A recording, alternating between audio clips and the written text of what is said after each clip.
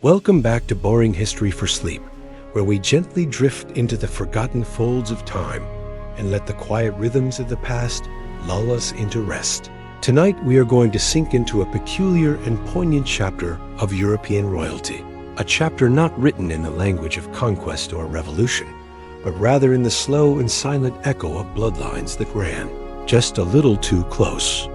Tonight you'll follow the dimly lit corridors of Victorian palaces, where opulence met fragility and where the children of power bore the invisible burdens of generations past.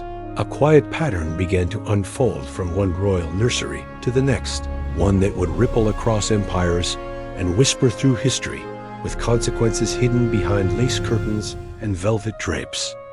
As you close your eyes and let the past wash over, you imagine yourself wandering through the manicured gardens of a grand estate, the distant chiming of a carriage bell carried softly on the wind, the heavy silence of a drawing room adorned in portraits of cousins and uncles and nieces who all looked just a little too similar, each one born into a destiny shaped not only by crown and custom, but by choices made centuries earlier within the echo chambers of royal halls.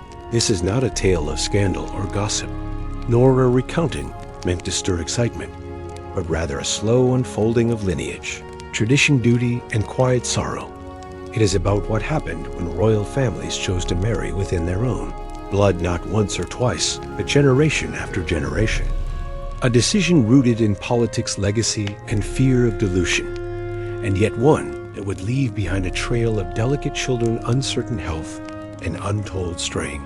Queen Victoria, the grandmother of Europe, as she came to be known, stood at the very center of this royal web. Her descendants sat on the thrones of Britain, Russia, Germany, Spain, and beyond, and through them the consequences of inbreeding would quietly travel from palace to palace, slipping into the veins of the future one heir at a time. So let yourself unwind as we begin this journey. Council chambers into royal bedrooms and quiet corners of palatial nurseries, places where destinies were shaped before the first cry of birth, and where silence often followed, all too soon soft as snowfall on marble. We begin with daily life within these royal homes, not the grandeur and ceremony, but the gentle daily rhythms, routines, the hidden customs that govern the lives of young heirs and heiresses. Each breath shaped by centuries of tradition, each step measured in the shadows of expectation each day. A careful dance between gentility and fragility.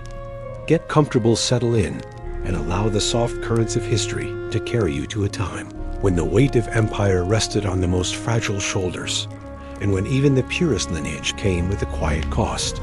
Now we begin with segment 1, the daily life of Queen Victoria's grandchildren, the ordinary details of their extraordinary worlds, their toys, their tutors, their long afternoons in quiet rooms with heavy curtains, and the faint scent of lavender oil lingering in the air.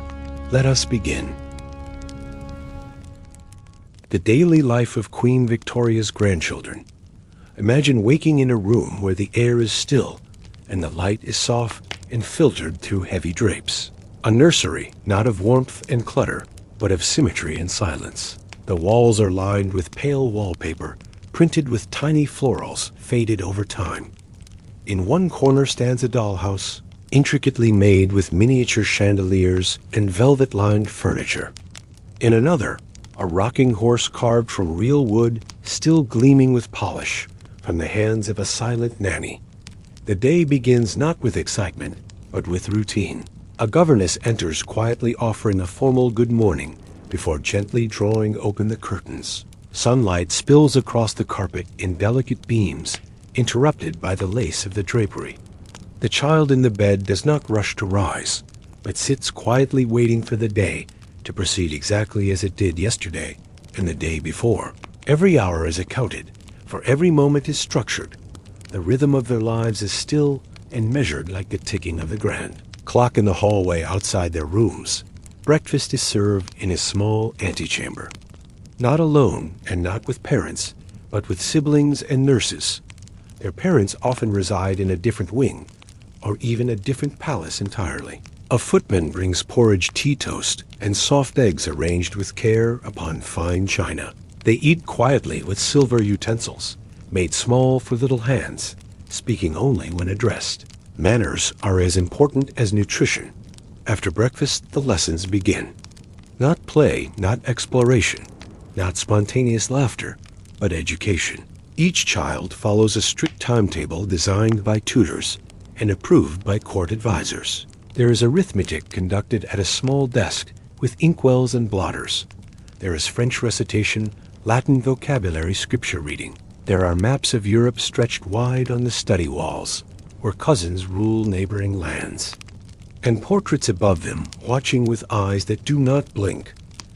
A break is permitted mid-morning, but even play is structured. A stroll in the gardens with a nurse at one side and a maid at the other. A glance toward the lake where swans drift like clouds across water. But no running, no shouting, no dirty hands in the soil. This is not the life of an ordinary child. These are children bred for thrones. And their steps are counted like currency. The air carries the scent of trimmed hedges and distant coal fires, and the faint sound of hooves on gravel reminds them of the comings and goings of carriages. Always distant, always behind gates, they return inside for a midday meal lighter than breakfast, but served in the same quiet. Then more lessons, piano practice for some, embroidery for others. Lessons in posture, lessons in expression. How to sit, how to stand, how to offer a gloved hand without appearing eager or afraid. Afternoons may involve visitors, foreign relatives passing through for formal greetings. These meetings are ceremonial aunts and uncles with grand titles and small talk. Often the children do not fully understand who these people are, only that they are important. Sometimes they look just like their own brothers and sisters. The same eyes, the same chin, the same thinning hairline. Tea is served in the drawing room, with elaborate silver service and carefully chosen cakes. But even here they must remember who they are. No crumbs, no slouching, no noise.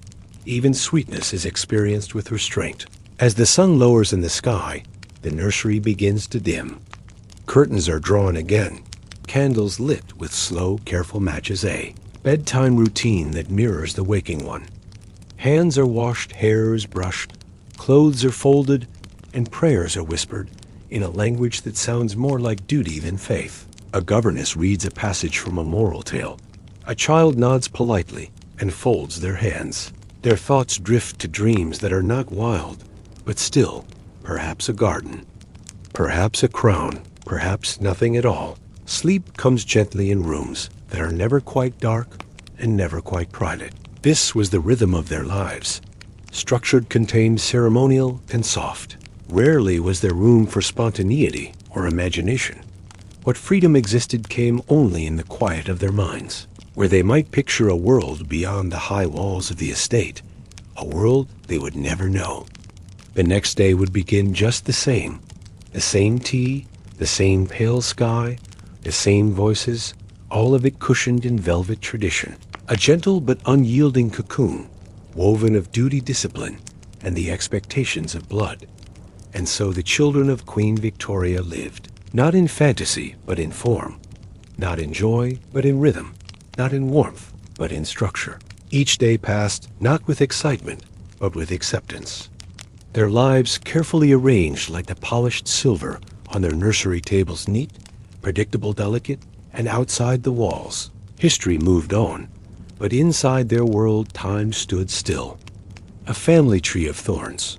Imagine an immense family tree growing not in a meadow or garden, but in the shaded heart of a palace, its branches not spread by the wind or sun, but by signature and decree, not chosen, but arranged, each leaf representing a life, each knot in the wood a consequence of closeness repeated too often. This was the lineage of Queen Victoria, a sovereign known not only for her reign, but for her reach. She was called the grandmother of Europe, not as a poetic gesture, but as a matter of historical fact.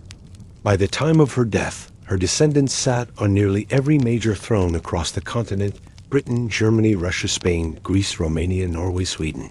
Even the young and newly formed Yugoslavia would one day host her blood in its court. Victoria herself was the child of a carefully calculated match. She was born to Prince Edward, Duke of Kent and Victoria of Saxe-Coburg-Saalfeld. Their union was part of a long tradition of strategic marriages within German nobility, a pattern already deepening in the veins of future monarchs. When Victoria married Prince Albert of Saxe-Coburg and Gotha, the web grew tighter still. Albert was not only her cousin, he was also a man who believed in the power of bloodlines. He viewed hereditary traits as precious legacies, and so together they formed a philosophy that shaped generations to come. Marry wisely, marry nobly, marry within. Their children were raised under this principle. They were not just individuals, they were branches of a dynasty, tools of diplomacy, living treaties. And each child was groomed not only to rule or serve, but to reproduce within the right circles. Victoria and Albert had 9 children, each one sent like a seed across Europe, planted into courts where their marriages would bind nations together like woven threads. Yet the pattern was narrow, the choices repeated, and cousins married cousins again and again. Their eldest daughter, Victoria, Princess Royal, was married to Prince Frederick of Prussia. Their son would become Kaiser Wilhelm II of Germany, a man whose rigid arm and withered left hand bore subtle echoes of a family tradition that did not always favor strength. Alice, their second daughter, married Louis, the 4th Grand Duke of Hesse. Together they bore several children, among them Princess Alex, who would become Serena Alexandra Fyodorovna, wife to Nicholas II of Russia, mother to the last imperial children of the Romanov dynasty. This same Alexandra would carry the genetic legacy of her grandmother, Queen Victoria, in a deeply specific way, one that no physician could predict, but one that would eventually be seen as one of the most quietly devastating inheritances in royal history. Queen Victoria was a carrier of hemophilia, a genetic disorder that prevents blood from clotting properly. It often leads to excessive bleeding from even minor injuries. In Victoria's lifetime, this disease was little understood. It was seen as a curse, a silent death sentence passed from mother to son, hidden until it surfaced with a bruise that would not fade or a small cut that would not close. 3 of Victoria's 9 children carried or transmitted this illness. Her son, Leopold, Duke of Albany, suffered from it directly and died young. Germany and Russia, daughters Alice and Beatrice, were carriers. They passed the disorder to the royal houses of Spain, and in doing so, hemophilia became known as the royal disease. Alexis, the son of Nicholas II and Alexandra of Russia, great-grandson of Queen Victoria, was born with hemophilia, heir to one of the most powerful empires on earth, and yet too fragile to climb a staircase without risk, too delicate to survive childhood, without a constant fear of bleeding from within. His illness was a secret, carefully guarded within the walls of the Winter Palace, and that secrecy would give rise to the influence of Rasputin, a wandering mystic whose calm presence seemed to soothe the boy's pain, but whose presence would later help shake the credibility of the Russian court. This is what inbreeding did not in sudden horrors, but in soft, persistent erosion. It echoed in delicate bones, in trembling hands, in lives quietly shortened by blood that refused to heal elsewhere. The damage was less visible. Some of Victoria's descendants displayed physical traits that seemed to echo the genetic loop. The Habsburg jaw, though not from Victoria herself, appeared in her extended family lines. A protruding chin, a flattened nose, a distinct facial structure that served as a kind of visual footnote on every royal portrait. In Spain, Queen Victoria, Eugenie, a granddaughter of Queen Victoria, also carried the gene for hemophilia. Her marriage to King Alfonso XIII introduced the disease to the Spanish royal family. 2 of her sons were affected. One died in infancy. Another lived a life shadowed by bleeding episodes and early death. The very purpose of inbreeding within royalty was to preserve strength, to ensure that noble blood remained noble, to prevent the dilution of identity and legacy. But in doing so, they preserved not only titles but flaws, not only heritage but harm. It is in these quiet inheritances that the pattern is most visible. In photographs taken across decades, we see the same long faces, the same narrow chins, the same posture, the same eyes peering out beneath brows shaped by generations of sameness. And yet, they did not see it as we do now. To them, it was tradition's stability, proof that the bloodline remained pure, that the family was still whole. Each royal child was born not only with expectation, but with the weight of repetition, a weight often passed along in silence. The pain of it acknowledged only in private, behind drawn curtains, within diaries, within doctors' notes that spoke of delicate constitutions and unfortunate ailments. The story of Queen Victoria's descendants is not a story of villains or victims. It is a study in choice repeated too often, in science not yet understood, in duty pursued at the cost of difference, of love negotiated through bloodlines, of affection arranged by chart and table rather than feeling. It is easy to imagine that each marriage came with celebration and optimism, and in part they did, for these were not sad weddings. They were politically brilliant, socially logical, but genetically narrow. The same surnames appeared again and again: Coburg, Saxe, Hesse, Battenberg. Each name curled around the next, like vines grown too tightly in the same soil. The pain did not always come in childhood. Sometimes it came in adulthood, in heirs who could not produce healthy children, in daughters who died in childbirth, in sons who lived in isolation because they could not walk or run or rule as expected. Yet the system persisted because tradition is heavy and fear of change runs deep, especially in monarchies where perception is survival. The genealogy of Queen Victoria is therefore not just a chart or a document. It is a quiet record of human cost, an archive of what happens when power insists on circling inwards, when love is arranged and the margins of choice grow thin. Each name on her family tree holds more than title. It holds a strand of sameness, a strand of risk, a strand of sorrow, and all together they wove the fabric of European royalty in the 19th and early 20th centuries. A fabric so ornate, so polished, yet so frayed beneath the surface. There is something both elegant and unsettling about a family tree whose branches double back on themselves, did the same without question. In the royal houses of Europe, this looping pattern was not an accident, but a design. The belief was simple and firm, that royal blood must be preserved and not diluted by marriage to commoners. Princes married princesses, who were also their cousins, and then their children. Over time, the royal family became less a sprawling tree and more a carefully trimmed hedge. Each marriage approved not for love or companionship, but for politics and continuity. A daughter might be betrothed in childhood to a boy she had never met, simply because his ancestry aligned. A son might be denied his affection for a noblewoman because her lineage lacked the proper threads of blue blood. It was an arrangement passed down from monarch to monarch, a quiet set of rules honored by duty. And within this tradition, the cost was rarely measured in the moment, but always paid eventually. Royal disease, as it came to be called, moved silently between the silk sheets of different palaces. Hemophilia was invisible until it was not, and once it revealed itself, it could not be undone. A scraped knee, a bruised rib, stumble downstairs. These were not minor accidents in a royal child. They were moments of terror, quiet tears behind closed doors, and long nights of desperate prayers.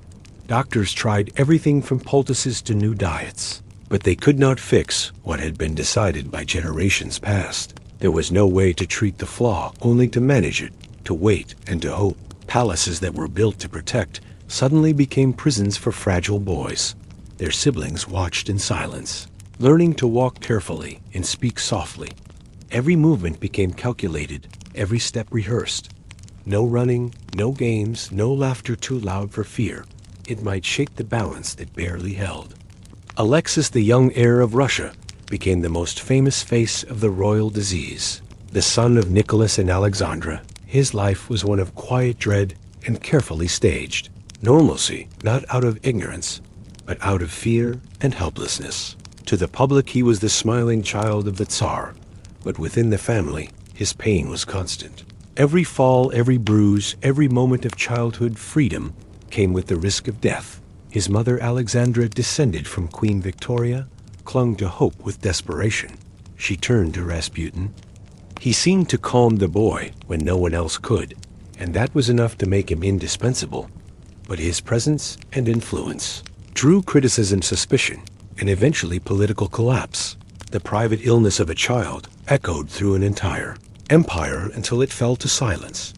In Spain, the same story unfolded in softer tones, but with no less pain. Queen Victoria Eugenie carried the gene for hemophilia from her grandmother. At a celebration or riding horseback was often forbidden. Her sons were affected, one fatally, and another who lived a life marked by caution. In their photos, you can see the careful posture, the hands always resting gently at their sides. Their lives were framed not only by crowns and carriages, but by caution and quiet suffering. Even simple joy like dancing. Behind every smile, there was a shadow, and that shadow came from choices made long before birth. The repetition of bloodlines was not only medical, it became visual.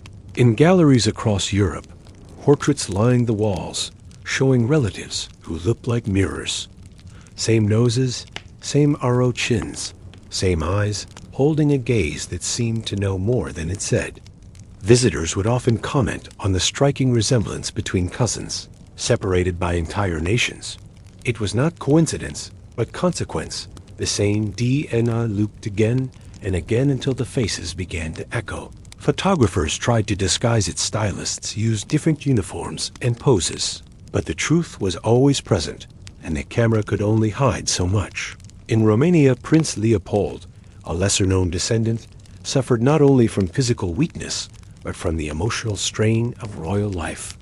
He was kept out of the public eye, as much as possible educated away from court, and rarely mentioned in official records. His story is barely told in textbooks, but within the family, his memory lingered as a quiet warning. Even those who did not carry hemophilia felt the narrowing weight of the family line.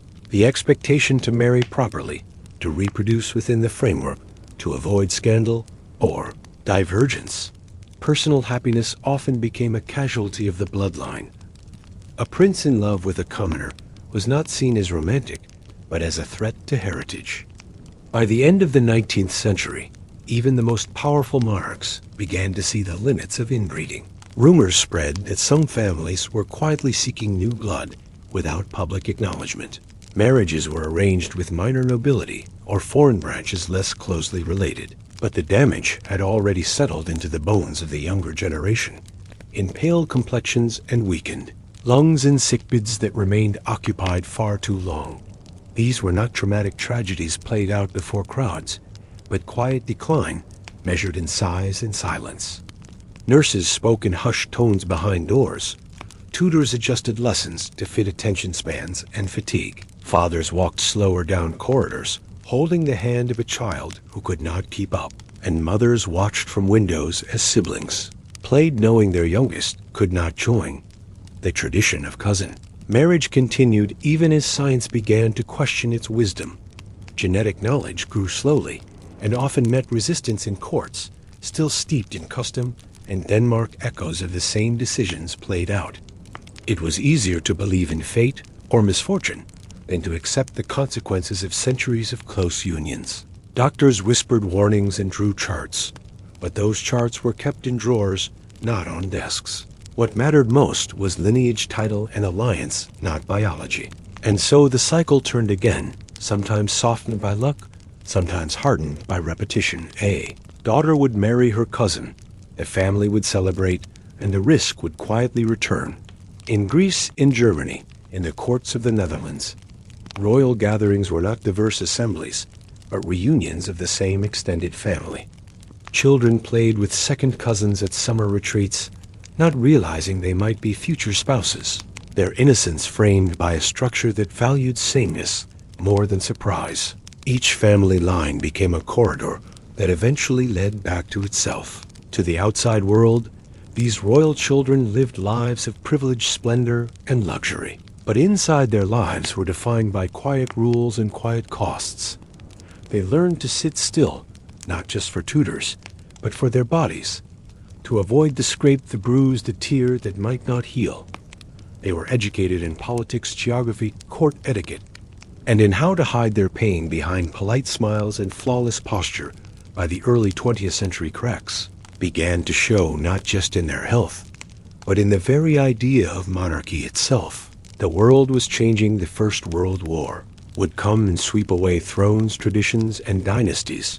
The fall of empires was not caused by genetics, but in the stories of these children, you can see the symbolic fragility of royal systems built on inherited sameness. A child who cannot run is not just a child in pain. He becomes the emblem of a family line that has looped too tightly around itself. The past repeating so closely that the future cannot breathe, and so the story of Queen Victoria's descendants becomes more than genealogy.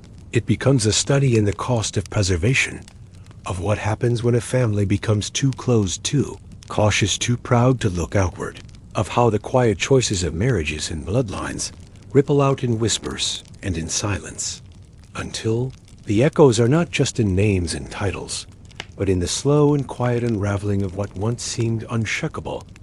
The palaces still stand, and the portraits still hang, but the lives lived within those walls carry lessons carved not in stone, but in blood.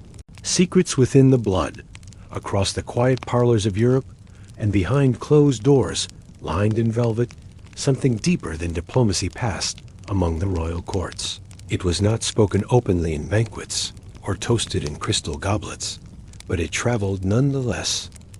A whisper, a suspicion, a quiet acknowledgement of something strange and difficult to explain. The royal families understood they were not like others. They believed in divine right and sacred lineage, in chosen blood and ancient destiny. But even among themselves, there were moments when something seemed amiss. A child too weak to stand, another too pale to join siblings in play. And always the same surnames, the same matches repeated like lines in a prayer. As hemophilia spread across the descendants of Queen Victoria, so too did speculation. In the medical journals of the time, doctors began to compare notes and patterns. They did not yet know the word gene, nor did they fully understand heredity, but they could see that where certain names appeared, certain outcomes followed. Boys who bruised too easily, mothers who had already buried sons, courts where bandages and herbal salves were always close at hand. The nature of royal illness became something both mysterious and sacred. It was never fully revealed, but it was never fully hidden. Ambassadors wrote letters home describing weak heirs and delicate crown princes. Diplomats made careful observations about marriages and births, all of it documented in ink and kept in quiet files. None of it shared with the public. To the outside world, the royal families stood as symbols of health, power, and certainty. But within palace walls, whispers passed from governess to nurse, from valet to physician. They spoke not of treason or scandal, but of bleeding that would not stop, of boys who cried silently through the night, of physicians summoned in haste with nothing new to offer. Queen Victoria herself seemed to understand the pattern. She lived long enough to see her children and grandchildren display signs of something passed down. Her letters often reflect a quiet frustration, not with them, but with the reality. She blamed misfortune or weakness, but did not yet know that she was the carrier of the condition. Her own son Leopold lived a shortened life, due to hemophilia. She wrote of him with sorrow and affection. She did not blame herself. How could she? The science did not exist to fully explain what was happening of private care, and yet behind every official portrait was the quiet urgency. The photographs show upright posture and still expressions, but the days leading to those images were often filled with careful preparation. Bandages beneath sleeves, physicians nearby, siblings told to stand gently, not too close. The mystery of the royal disease captured the interest of both the public and the press. But the full truth was always soft newspapers, where careful illness in a royal child was described with euphemism, delicate constitution, a bout of weakness. Symptoms related to a childhood fall, nothing that would suggest a hereditary flaw, nothing that would call into question the bloodline itself. Doctors of the era had only limited tools, and their treatments were often no more than guesswork leeches or sometimes still used herbal infusions. The careful application of pressure bandages rest was the most common prescription, and rest was all the children could truly offer. They spent long days on couches, near windows, looking out at gardens they could not run through. In Russia, Alexis, the young heir, was cared for by a rotating staff of doctors who argued constantly over what to do. None could stop the internal bleeding when it began. They could only wait and watch. His mother turned to faith, his father to silence. The family guarded his condition as if it were a national secret. And in many ways, it was, because if the heir was unfit, the empire was uncertain. And if the empire was uncertain, then revolution might find its opportunity. The mystique of Rasputin entered the story as a shadowy figure on the edge of science.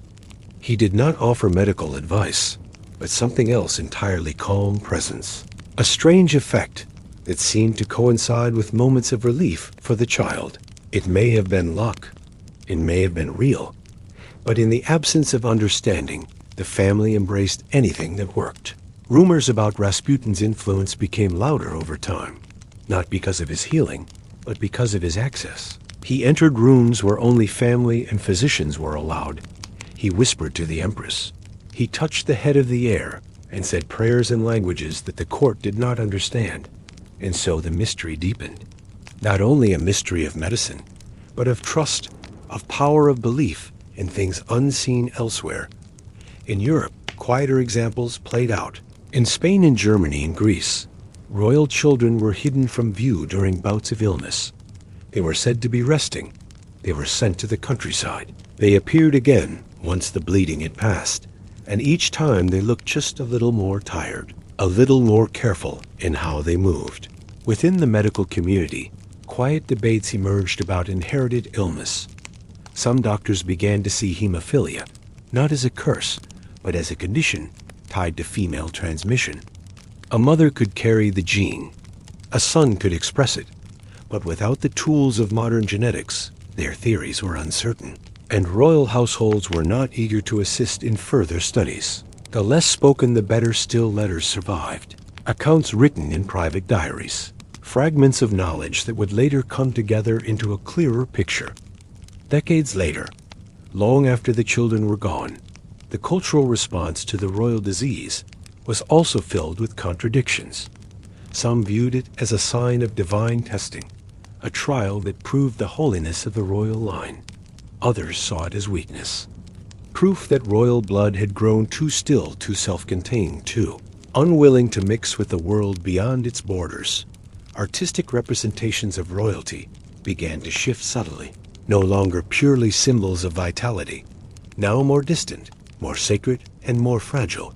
The myth of the infallible monarch began to tremble, not from rebellion or ideology, but from within, from biology.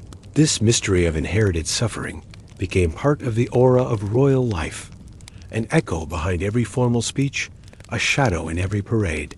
The people cheered as the carriages passed, not knowing that inside, a child sat, still, afraid to move too suddenly. It was not spoken, but it was felt, in the way some royal children disappeared from public view for long stretches, in the way some weddings were delayed, in the way some heirs were never quite prepared for the throne.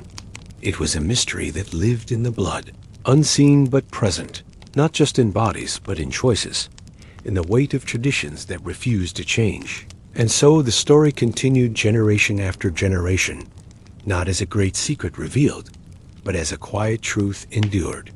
There is a certain stillness in the corridors of history, where unsolved truths lie folded between the pages of letters, diaries, and half-finished reports from royal doctors. In those quiet records, left behind by footmen governesses and private physicians, we find gentle fragments of a story that was never fully spoken aloud. The children of Queen Victoria's line were watched carefully from the moment they were born, not just by family, but by advisors who feared weakness and prayed for strength. When a baby cried too softly or bled too long or failed to gain weight in those early weeks, the worry took hold silently but urgently behind velvet curtains. And yet even in this silence, there was no agreement, only observation. Some doctors, blamed climate, others suspected maternal nerves, while others whispered about blood. It was not just a medical mystery, but a cultural hesitation, a reluctance to name what was quietly feared by everyone who served within palace walls.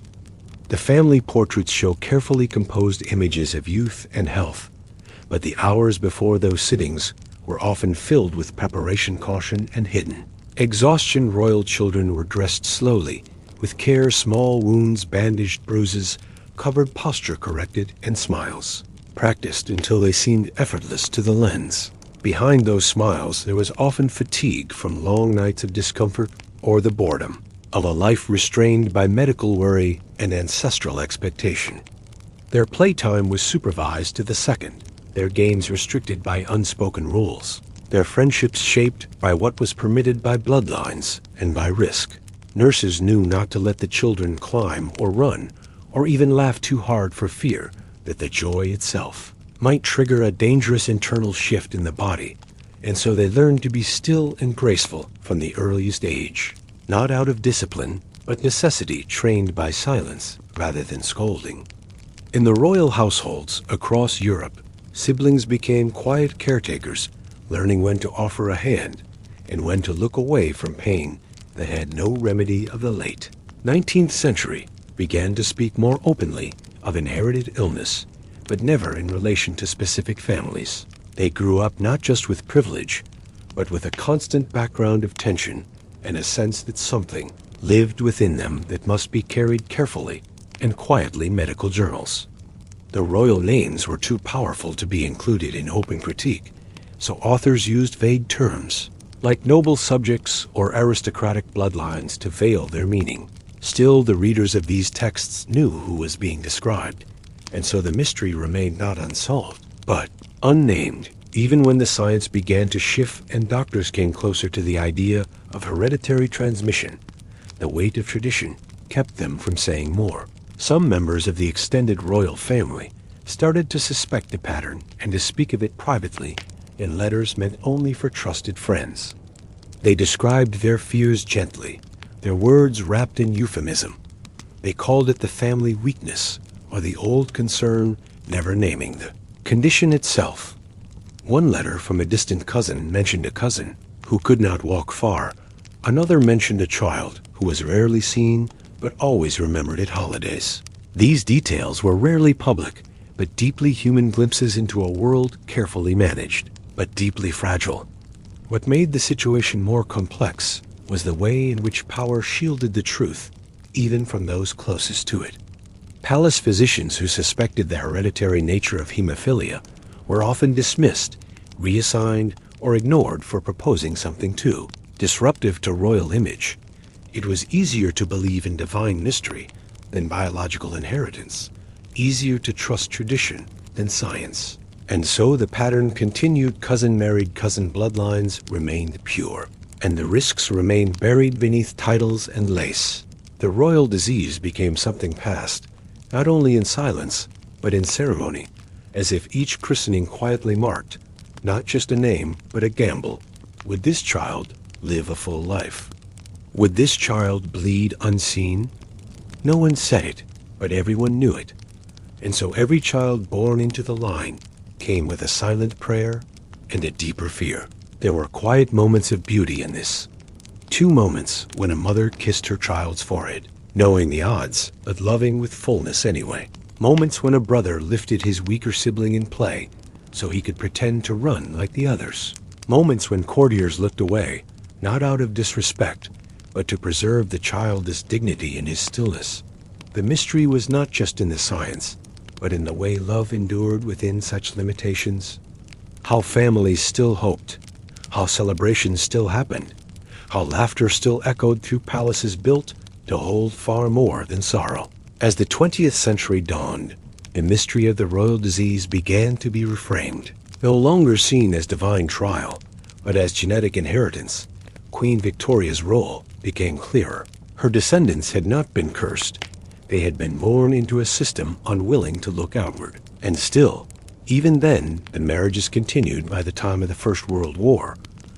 Many of Queen Victoria's grandchildren had married into each other's courts, Germany, Russia, Britain, and Spain. All of them ruled or would be ruled by cousins. The war shattered that unity. The illusion of divine monarchy broke in trenches and revolutions. The mystery of royal health became less sacred and more tragic. The old silence gave way to new science, and with time, the royal disease lost its throne. But the shadows remained in books, in portraits, in names. A reminder that even in the most carefully constructed families, there are truths that live not in speech, but in blood. Crowns and commoners.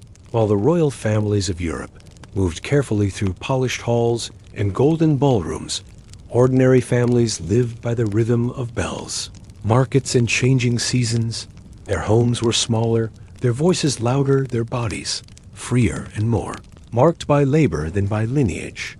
They lived not under the weight of dynasties, but under roofs patched with care and tables filled with what the land could offer. For them, marriage was seldom about bloodlines or strategy. It was about who lived nearby, who helped with chores, who smiled across a crowded church.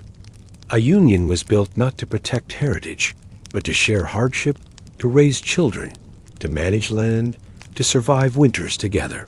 With bread and broth, their children ran freely through fields and alleys.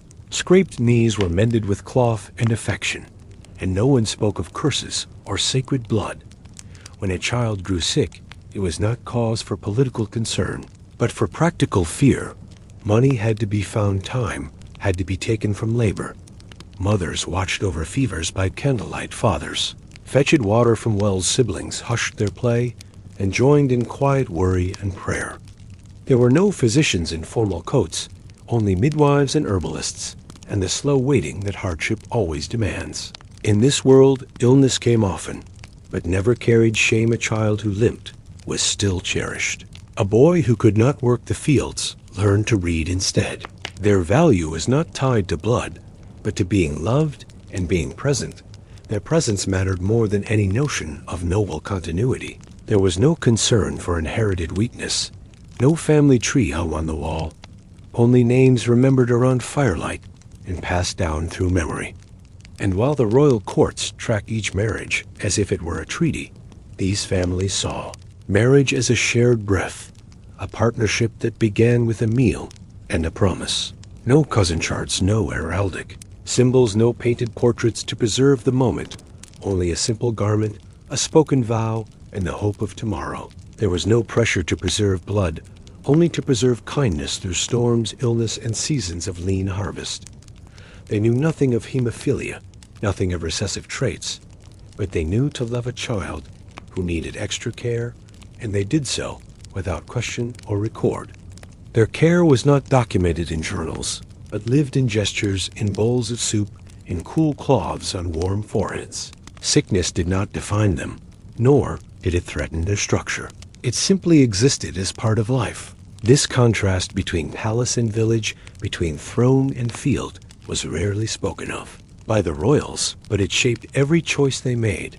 The insulation of royalty meant they could pretend that tradition was always correct, that purity meant strength, that closeness meant control.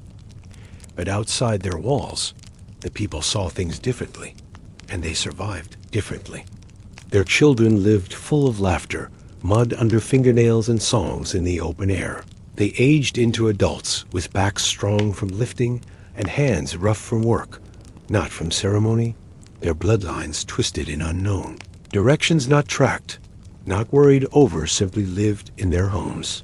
There were no guards at the door, no layers of etiquette to perform before breakfast. They rose with the sun, worked until dusk, and spoke to one another without fear of decorum. And yet, in some way, their lives were more free. The daughters of common families could fall in love without a signature from a sovereign. They could marry for joy or companionship, or nothing at all, and no ambassador would object. Their children were born without expectation, and so were loved for who they were, not what they would carry. When a child cried, it was from pain, not from duty. When a child laughed, it was not rehearsed. And when a child fell, they were lifted, not hidden. The contrast was stark, but invisible to those within the court, who rarely stepped beyond their gilded world. To them, the outside was not real, only the lineage, the alliance, the tradition. But the outside world kept moving, growing, healing without them. The common families did not fear the mingling of bloodlines because they did not see blood as sacred. They saw hands that could build, and mouths that could sing, and eyes that looked back with understanding.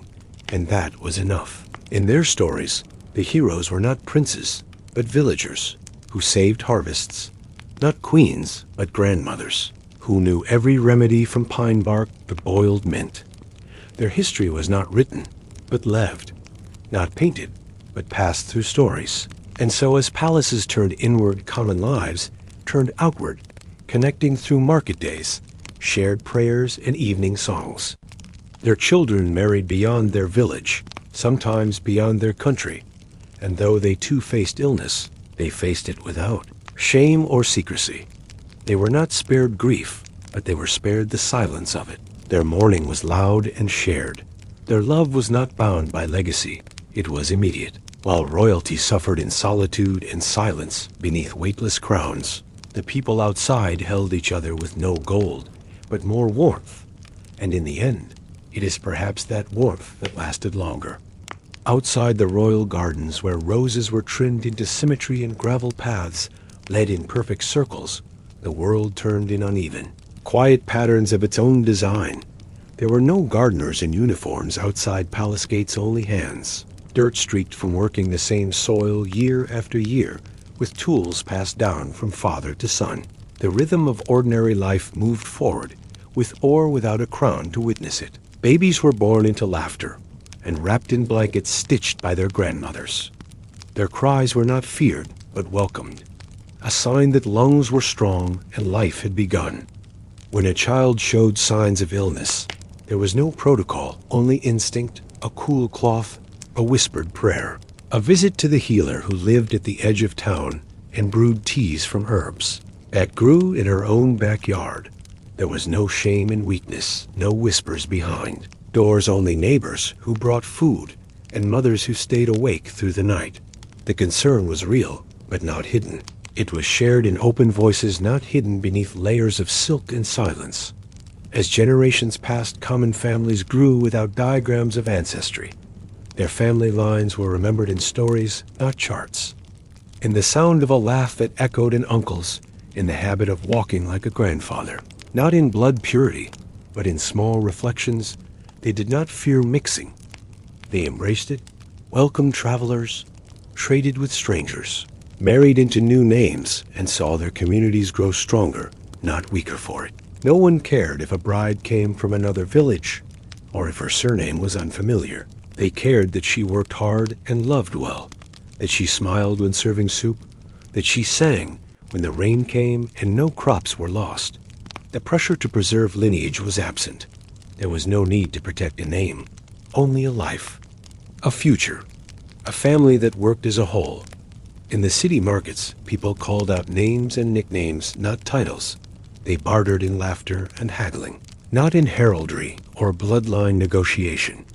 And while they knelt in churches and spoke the names of kings, they knew that true power was closer to home, in the hands that milked the cows, in the legs that walked to work, in the backs that bent beneath barrels and bushels. The royal children sat still in grand halls, while common children chased dogs across muddy courtyards, and came home with bruises that meant adventure, not fear. There were no forbidden movements, no limits on joy, no rules about standing perfectly still while the nation watched. Their parents didn't fear a scraped elbow or a bleeding lip. They feared hunger. They feared drought, but they did not fear laughter. Illness came, but it was not shameful. It was met with care and comfort, even when there was no cure. There was always comfort. Meanwhile, in the royal courts, the slightest illness brought panic disguised as etiquette. Physicians entered through side doors. Nurses walked softly and spoke in coded terms. The child's condition was discussed not in concern, but in protocol. The palace halls were polished, but quiet, not with peace, but with restraint, each word measured, each footstep rehearsed. Every birthday was celebrated with caution. Every scraped knee became a subject of record. Even joy came with instructions. A commoner could dance until dawn and marry before supper.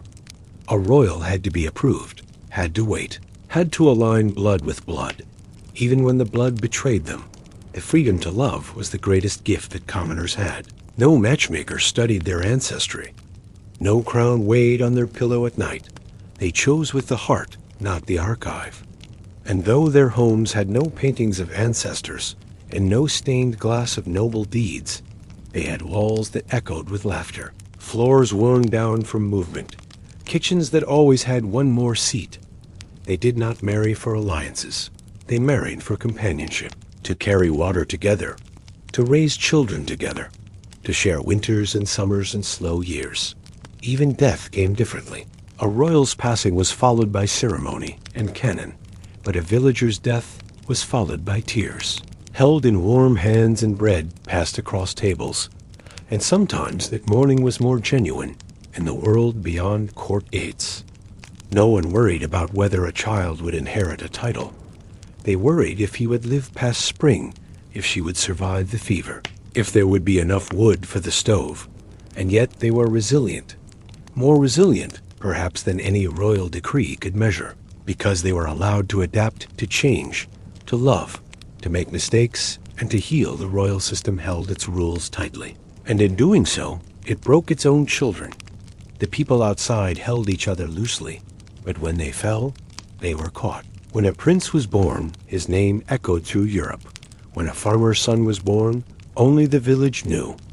But sometimes, that village held more joy. The simplicity of their lives gave them flexibility. They could move on from failure. They could start again. They could build with stone and sweat, and dreams that were not tied to thrones. They could live fully without waiting for permission. The palaces still gleam, but many of the names once whispered inside them have faded into footnotes. Meanwhile, in graveyards across villages, the names of common people are spoken softly, lovingly still. Silent burdens of a crown. There is a strange quietness in the weight of expectation that settles on a royal child before they are even old enough to understand the meaning of their name. Before they can speak, they are observed by tutors and attendants who take careful note of their posture, the strength of their grip, the clarity of their eyes. They were swaddled in crested blankets, placed in golden cribs, surrounded by portraits of ancestors who ruled lands they had never seen. Unseen and unspoken, but never fully forgotten. Doctors knew the signs. Mothers watched with careful eyes. Lessons delayed. Physical exercises skipped. Their tutors adapted their plans to accommodate, but never discussed the why. The children themselves learned not to ask. Older brothers sometimes took on quiet responsibility, walking beside a weaker sibling, guiding them through ceremony, covering for moments when standing too long led to faintness. There was love, but it was love wrapped in protocol, filtered through royal conduct and long family histories. And always, the burden of the crown pressed down, not just on the child, but on those around them. But the future became increasingly vague. Heirs in name only, waiting for a time that might never arrive. The rituals continued, birthdays marked with small ceremonies, anniversaries honored, even as the child's strength waned, even as the advisors whispered new plans, alternate paths, new branches of succession, just in case. Parents bore the quiet guilt of passing on a condition they did not understand, and so they continued to present an image of certainty, even when the truth was far from certain. To dance, to run, to fall and get up again without fear. But the dream of freedom was quietly folded away each morning with their linen, replaced by the daily weight of legacy and the long, slow march of inherited responsibility. In the private rooms of these royal homes, there were letters never sent, diaries filled with careful reflections, written in the margins of textbooks, on the backs of menus, in the empty pages of prayer books. Writings that spoke not of power, but of longing, longing for a life not shaped by bloodline, but by choice. Doctors bore the weight of failure when no treatment helped. and advisors bore the tension of preparing for a future that might never come. They understood early that some truths must remain inside. There was no space for complaint, no vocabulary for grief, only the ongoing performance of duty. The children saw reflections of themselves in ancestors who had ruled without issue, and in those reflections they felt the difference. They were being prepared to join a line of rulers, but their health often reminded them that they might never complete that path. There were moments of joy, brief and unrecorded, when laughter came despite the weight of tradition, a shared joke with a nurse, a gentle game with a cousin. But these moments were always fleeting. The structure of court life quickly resumed its rhythm, and the child was reminded again of who they were meant to be. A smile for the photographer, a wave from the balcony, a speech delivered with trembling hands and a rehearsed strength. Their absence explained in gentle terms, away for rest, in need of quiet, receiving special instruction. But they knew what those words meant. They knew what silence covered, and so they learned to live within that silence, to find purpose in limited motion, to derive dignity not from grandeur, but from enduring, from continuing, from existing quietly in a system that rarely knew how to hold them. And behind every celebration, there was always a shadow of worry. Would this prince live long enough to take the throne? Would this child survive the small accidents that would mean nothing to another, but could mean everything to him? It was not a burden they could set aside, and it was not one they could share. For the dignity of the monarchy required silence, even in suffering. A child who bled too easily was not permitted to appear fragile. He must be taught to smile, to sit tall, to pretend strength when it was not there. And all around him, the adults played their roles, maintaining the illusion that all was well, even when it was not. And as they grew, so too did the pressure. They were not raised as individuals. They were sculpted into figures meant to represent nations. And yet within this finely tuned education, there lurked a truth that no instructor could erase. That despite the lessons in etiquette, despite the best-laid plans for dynastic continuity, the bodies of some of these children carried conditions that would defy all preparation. Every gesture is studied, every nap is timed, every reaction noted, as if the very future of a nation might be hidden in the twitch of a lip or a delayed word. Their world is shaped not by the randomness of childhood curiosity, but by the steady reinforcement of tradition. Their play is scheduled, their curiosity redirected, and every corner of their nursery is monitored for signs of fitness to rule. For the children born into Queen Victoria's line, the burdens of the crown arrived even before the language of duty could be explained to them. Hemophilia, the so-called royal disease, moved silently through their veins. The education of a royal child was designed to mold a leader, but for those with hemophilia, the routine was constantly interrupted by long periods of rest. Siblings became both companions and protectors. The royal courts were filled with mirrors, literal and symbolic. The isolation deepened with age. As other children began to take on more public roles, the ones affected by illness remained behind palace walls. Portraits were still painted, speeches still drafted, clothes still fitted, but nothing was ever admitted aloud. The crown could not be questioned, not by illness, not by inheritance. Some children dreamed of becoming sailors, others of traveling beyond the gardens. Some simply wished to walk without pain. The palace grounds were quiet in the early morning. Servants moved softly through long halls, their footsteps swallowed by carpets. Some rooms remained shuttered, untouched since the evening before. In one of these quiet corners, a child stirred in bed. Their bones ached with a stiffness unusual for their age. It was a feeling they knew too well. Their nurse, always alert, noticed the change.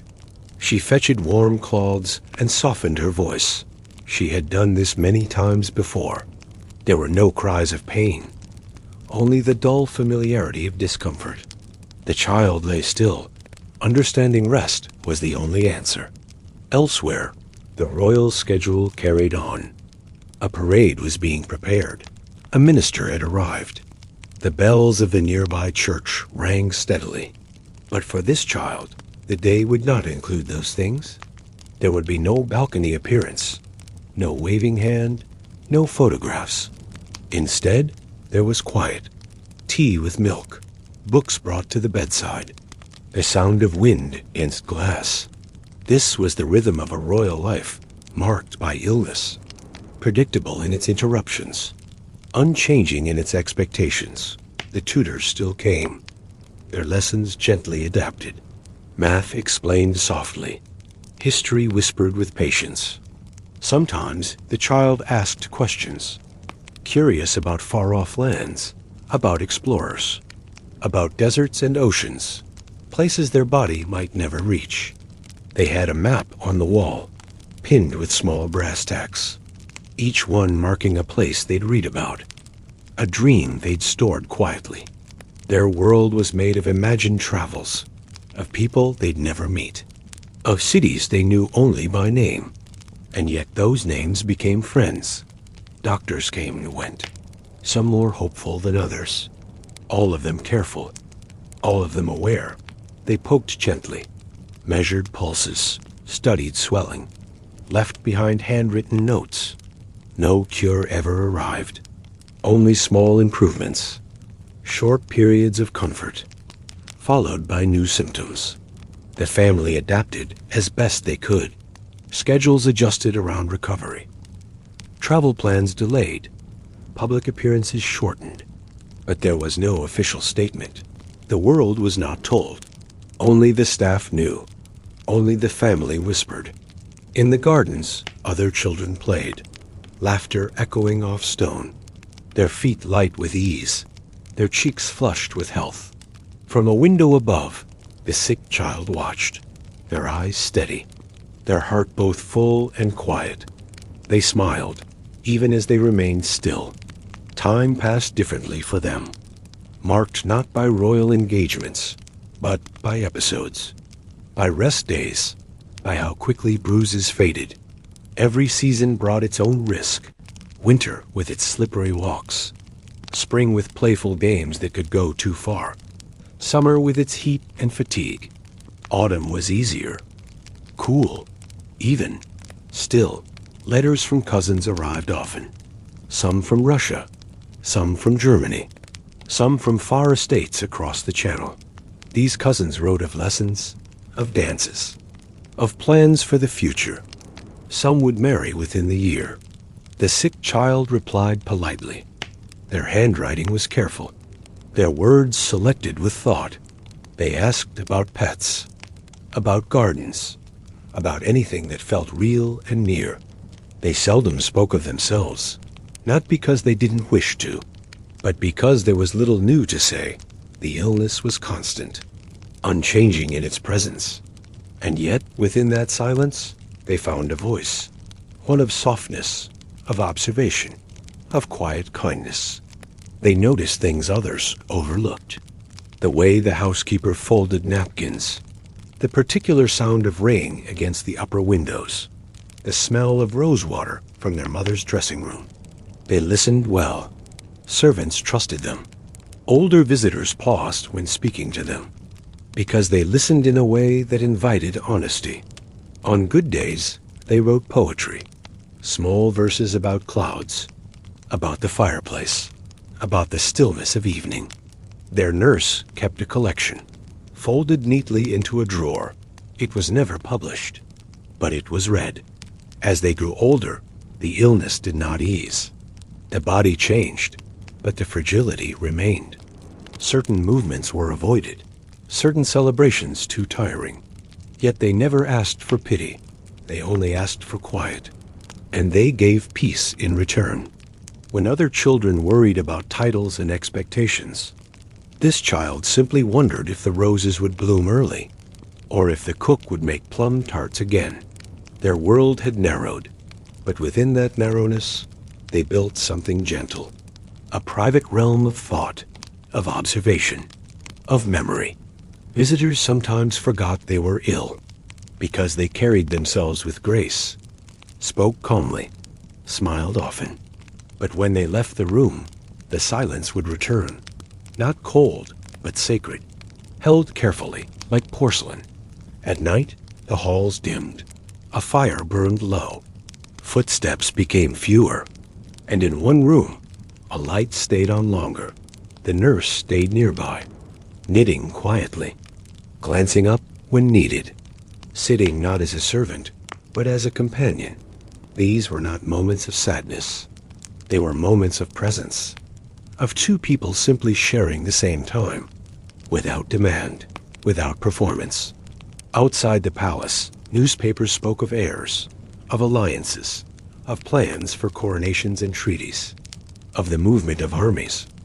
But within, another story unfolded, a story of one life, not meant to shape nations, but to remind others what it meant to be human, to feel pain and yet to give peace, to face limitation and still offer joy. In the end, their legacy was not grand. There were no statues, no declarations, no victories in war, but their name lived softly, spoken by servants who remembered, written in letters kept for decades, told in quiet stories between nurses. A royal child who carried something unseen, who bore it not with bitterness, but with quiet strength, whose life reminded those around them to slow down, to speak gently, and to listen deeply. The quiet spread across Europe. There is something remarkably quiet about the way dynasties expand, not in the manner of invasions or conquests, not with armies or cannons, but through marriages arranged with careful precision. Over the course of the 19th century, Queen Victoria's children married into almost every prominent royal house in Europe. The genetics of the House of Hanover, and later Saxe-Coburg and Gotha, were no longer confined to British soil. Born in 1870, Friedrich was called Friddy by his family. He was a gentle child, quiet and affectionate. But it was soon apparent that even small injuries left him with lingering pain. And a child who could not play, who could not run freely, who spent much of his life in pain and in isolation.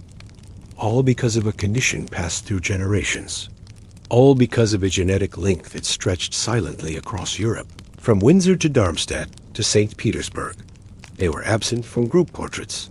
They traveled less frequently. When they did appear in public, they were often seated or assisted, their movements careful, their expressions calm. Observers sometimes noted the presence of a cushion under a young prince, or the way he was escorted by two aides rather than one. It was not until the early 20th century that the mechanisms of genetic inheritance began to be studied in earnest. Dynasties that had hoped to strengthen their bloodlines found themselves confronted with weakness. And this, perhaps, is one of the quietest ironies of history. But during the era of Queen Victoria and her immediate descendants, it remained a mystery cloaked in silence.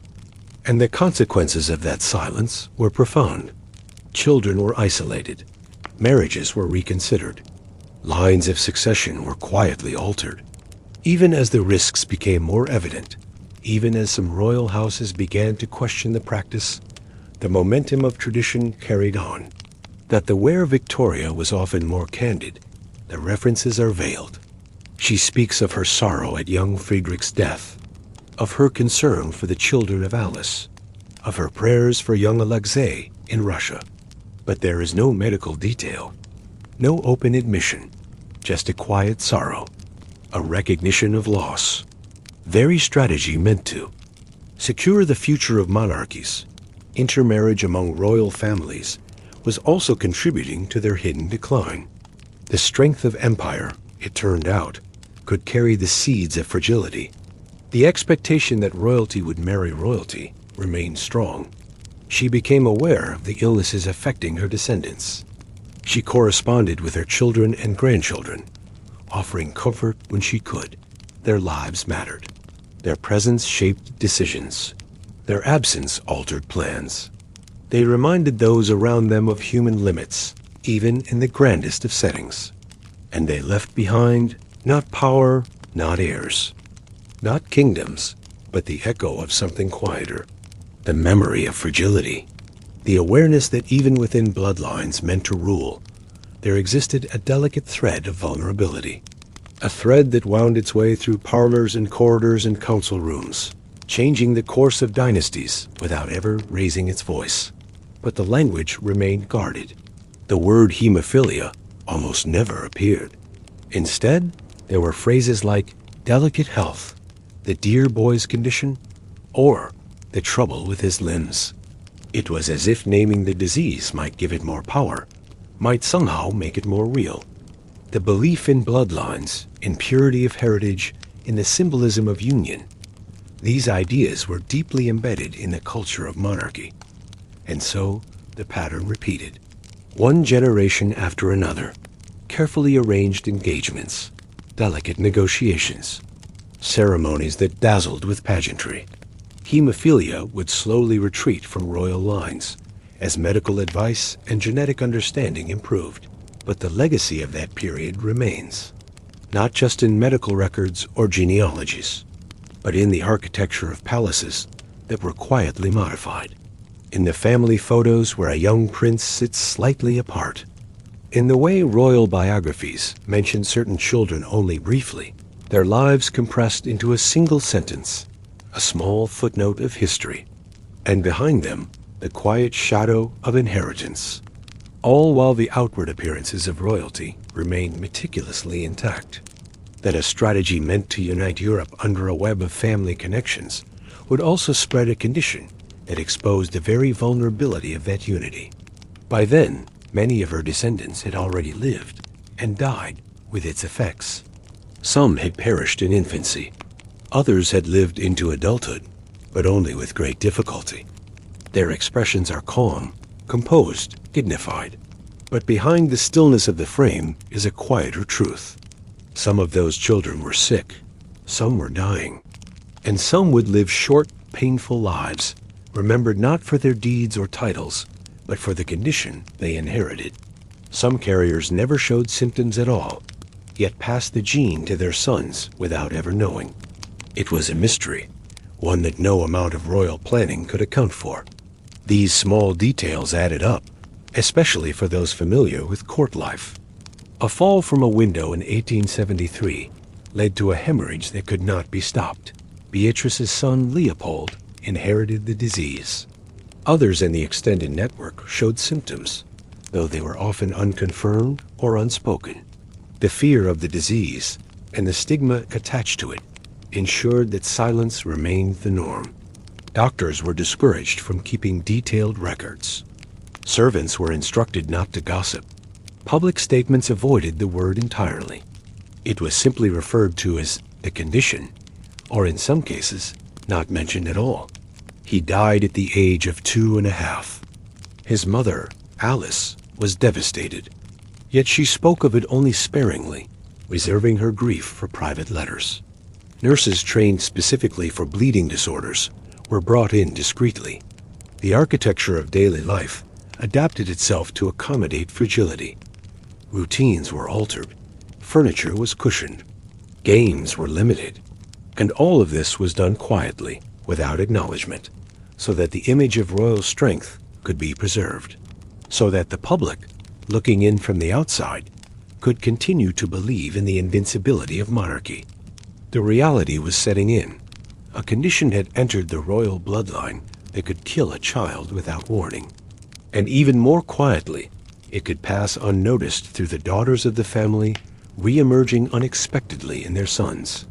They were now embedded in the bloodlines of courts in Berlin, St. Petersburg, Bucharest, Madrid, and beyond. Alexandra, Victoria's granddaughter through Princess Alice, married Nicholas II, the last Tsar of Russia. Their son, Olenja, was born in 1904. By then, the understanding of hemophilia had advanced slightly. But there was still no cure. When Alexei showed signs of uncontrolled bleeding as an infant, the court physicians recognized the pattern. Alexandra was stricken with guilt. The Tsarina withdrew further into prayer and superstition, seeking answers beyond medicine.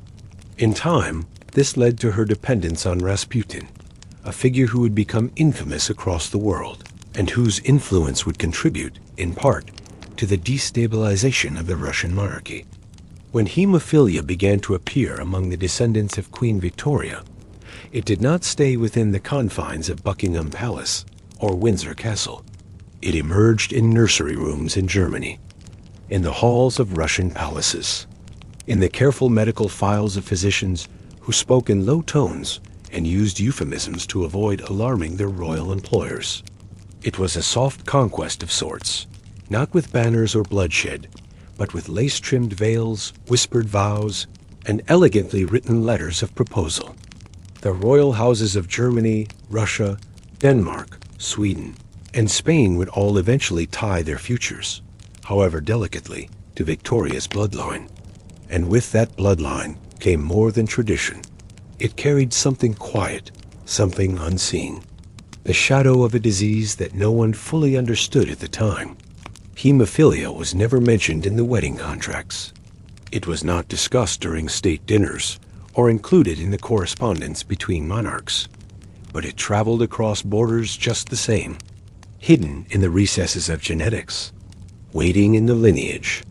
In her later years, Victoria was often called the grandmother of Europe. It was a title spoken fondly by some and more critically by others. Yet the sheer scale of her familial reach was unmatched. One by one, her children married into other ruling houses. Her daughter Victoria, known as Vicky, married Frederick of Prussia. Her daughter Alice married Louis IV, Grand Duke of Hesse. Her son Alfred became the Duke of Saxe-Coburg and Gotha through marriage. Her daughter Helena married Prince Christian of Schleswig-Holstein. Her youngest daughter Beatrice married Prince Henry of Battenberg. Even those children who remained closer to Britain still engaged with continental courts, weaving the British royal family into the complex, often fragile network of European monarchies. It was a deliberate strategy. Marriages were the currency of diplomacy. Through them, peace was promised, influence was brokered, and succession was ensured. But beneath the surface of these arrangements, beneath the orchestration of grand weddings and carefully worded treaties, there was something far more intimate unfolding. The case of Prince Friedrich of Hesse, the second son of Princess Alice and grandson of Queen Victoria, is among the earliest known examples. Years later, in Russia, another of Queen Victoria's descendants would face the same disease, though under far more public scrutiny. But behind the rumors and controversy was a very human story, a mother desperate to save her son, a family trying to preserve a crumbling throne. In the German states, hemophilia continued to appear in branches of the family descended from Princess Alice and Princess Beatrice. And yet, despite this effort at concealment, the reality was not so easily hidden. The sick children missed public appearances. Within these palaces, the rhythms of caregiving became part of royal routine. Medical staff were permanently stationed in residences. For Queen Victoria herself, there was no clear understanding of the condition she had passed on. Hemophilia was not fully understood in her lifetime. The marriages that had once been seen as triumphs of diplomacy now bore unintended consequences. In time, medical science would provide answers. Hemophilia would be identified as a sex-linked genetic disorder, typically passed from mother to son. In portraits from this era, the royal children are often depicted in finely embroidered clothing, seated beside elaborately carved furniture, surrounded by tapestries and chandeliers. Still, the tradition of dynastic marriage continued. It was a paradox that few were willing to address openly. As Victoria aged, even in her journals, in the generations that followed, and yet, across the sprawling lands of Europe, from the icy canals of St. Petersburg to the soft hills of Saxony, royal households lived with a quiet awareness of something unspoken. Not every family line was marked by it. Not every child born into those gilded nurseries carried it. But the possibility lingered. It hovered like a shadow over christenings, over birthdays, over the first steps of a young prince walking on marble floors beneath watchful eyes. It was a presence that no one invited, but one that could arrive all the same. In time, the disease became more familiar to court physicians. She was deeply devoted to her mother and remained close by her side, even as her siblings married and moved across Europe. When Beatrice eventually married Prince Henry of Battenberg, Victoria imposed a condition. Beatrice could marry, but she must continue to live with her mother. And so she did, raising her children within the familiar rhythms of British court life. The clothing finely tailored, but designed for appearances rather than ease. The meals prepared with care, but often eaten alone or in small, supervised company. Friends were few, and usually selected with discretion. In monarchies where continuity depended on male heirs, the disease cast a long shadow. An afflicted prince might never marry.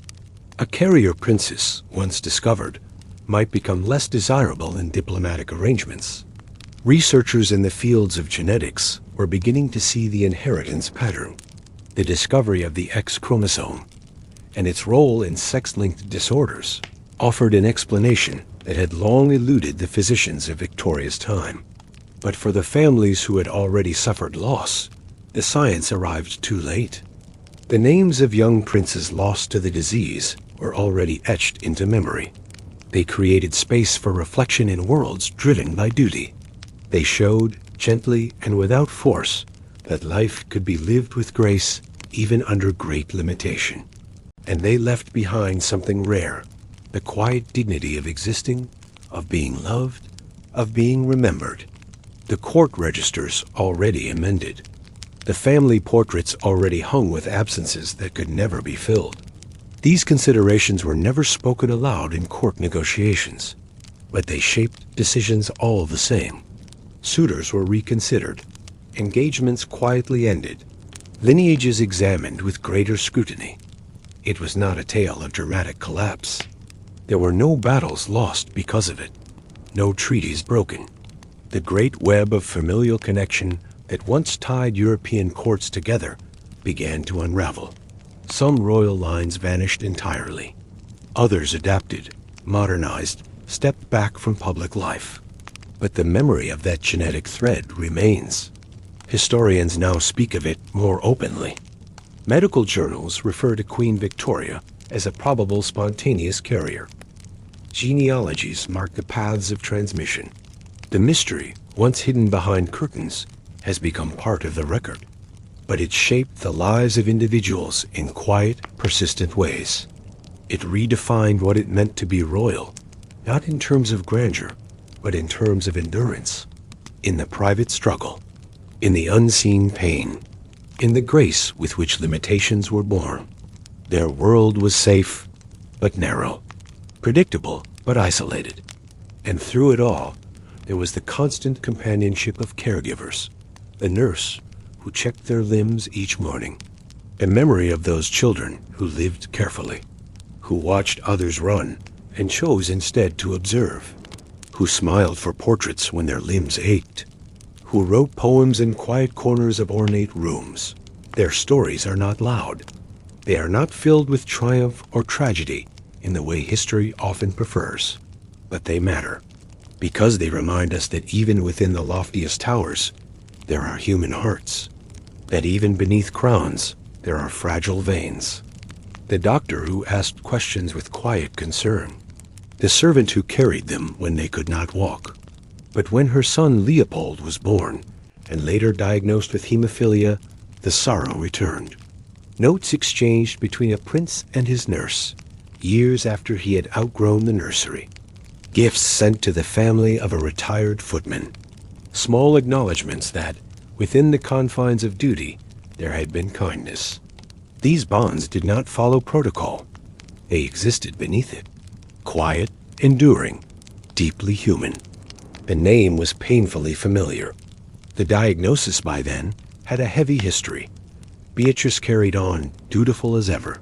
But the presence of the disease in her son added another quiet thread to the tapestry of her life. They hoped, as all families do, that their children might be spared, that medicine would improve, that fate would be kind, and sometimes it was. Not every child of a carrier developed the disease. Not every prince faced the same limitations. The unpredictability of hemophilia was part of its difficulty. It followed patterns, but not always with consistency. And so hope remained, quiet, persistent, fragile. Another reminder that the crown, though shining, was never without weight. They began to recognize the patterns. A swelling knee after a minor fall, a bruise that lingered unnaturally long, a cut that would not stop bleeding. In certain courts, its existence was treated almost like a family secret, a piece of knowledge too dangerous to be shared, too shameful to be acknowledged in public. Some, too frail for military service or public office, were steered gently toward quieter lives. Education remained important, but ceremonial roles were often reduced. They might appear beside their healthier siblings, standing slightly behind, smiling with quiet dignity. But the center of power moved elsewhere. Sometimes it passed to a cousin, sometimes to a younger brother. The family adapted. The system adjusted. But for the affected child, the shift was both subtle and profound. In other courts, it was quietly accepted, woven into the expectations of caregiving and medical supervision. But in either case, it remained largely invisible to the public eye. Historians of the time rarely addressed it. Biographies glossed over it. Newspapers, when they noticed prolonged absences or the early deaths of young royals, offered vague explanations. Illness, delicacy, a sudden decline. The truth was left to rest beneath layers of protocol and discretion. But even with this growing awareness, treatments remained limited. Parents, while deeply affectionate, often bore the burden of guilt. Some blamed themselves. Others sought spiritual explanations. A few turned away from doctors entirely, placing their faith in prayer, in rituals, in the hope that divine mercy might succeed where medicine had failed. Queen Victoria herself, while not fully understanding the nature of the inheritance, sensed the depth of sorrow it caused in her family. She watched her daughters carry the weight forward, unknowingly at first, and then with a growing sense of responsibility that they could not escape. The knowledge brought understanding, but not solutions. And so care became about prevention, about vigilance, about protecting children from the very ordinary experiences of growing up. For these children, everything came with added caution. Toys were carefully selected. No sharp corners, no hard edges, no moving parts that might pinch or scrape. Stairs were padded with thick carpets. Guards stood not only for protection from outside threats, but as silent guardians of a child's fragile body. Even the gardens, places of play and imagination, were transformed. Paths were smoothed, steps made shallow, fountains turned off when ice threatened. Everything was modified, quietly, to create a world where harm could be reduced, though never entirely removed. But it was not only the architecture of homes that changed. The structure of relationships shifted too. Princess Beatrice, Victoria's youngest daughter, provides a particularly poignant example. As generations turned, the secrecy surrounding hemophilia began to take on a life of its own. Yet despite this silence, the effects of hemophilia were felt in deeply personal ways. The careers of princes were reshaped. They lived surrounded by privilege, but not freedom. The palaces were beautiful, but constraining. These relationships, though unrecorded in official history, formed the emotional core of their lives. In private letters, one can glimpse their importance. In the broader context of European politics, the presence of hemophilia added complexity to matters of succession and alliance. And yet, love persisted in many cases. Marriages were formed with genuine affection. Families chose to accept the risks. By the early 20th century, the understanding of hemophilia had begun to solidify. And so, the story of hemophilia in the descendants of Queen Victoria became part of a larger story, one of legacy, of inheritance, of the fragile intersection between power and biology. The palaces of Europe eventually grew quieter. Wars came and went. Monarchies fell. And yet, beyond the science and the statistics, there lingers something softer. These children did not rule. They did not lead armies or sign declarations. But they changed their families. They softened their mothers. They quieted their fathers. Entangled bloodlines, and so many of Alexandra of Russia, descended from Queen Victoria through her mother Princess Alice, found herself increasingly isolated. Her health was fragile. Her son Alexei's illness consumed much of her attention, and her trust in Rasputin, who seemed to calm Alexei's bleeding episodes, placed her in conflict with the Russian court. While the Tsar struggled to manage a crumbling empire, Alexandra retreated into a world of faith and worry. The disease was not a cause of war or collapse, but it symbolized something deeper. It represented the limits of control, the fragility hidden within royal strength, the ways in which bloodlines could carry not only legacy, but burden. Some the result of better understanding, but the memory of its presence lingered, especially in families that had lost children, or seen potential heirs reduced to lives of limitation. The expectation of marriage between noble houses diminished. Love was allowed more space. Genetics was studied more closely. It is more intricate than that.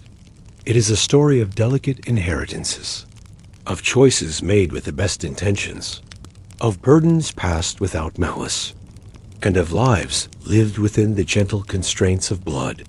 It is a reminder that even among the most powerful, the human body remains sovereign, that history is shaped not only by declarations and wars, but by the quiet course of inherited traits.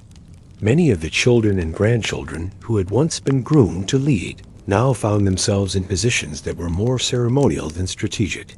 They opened hospitals, visited factories, attended exhibitions. But the decisions that once passed through their ancestors now passed through parliaments, cabinets, prime ministers.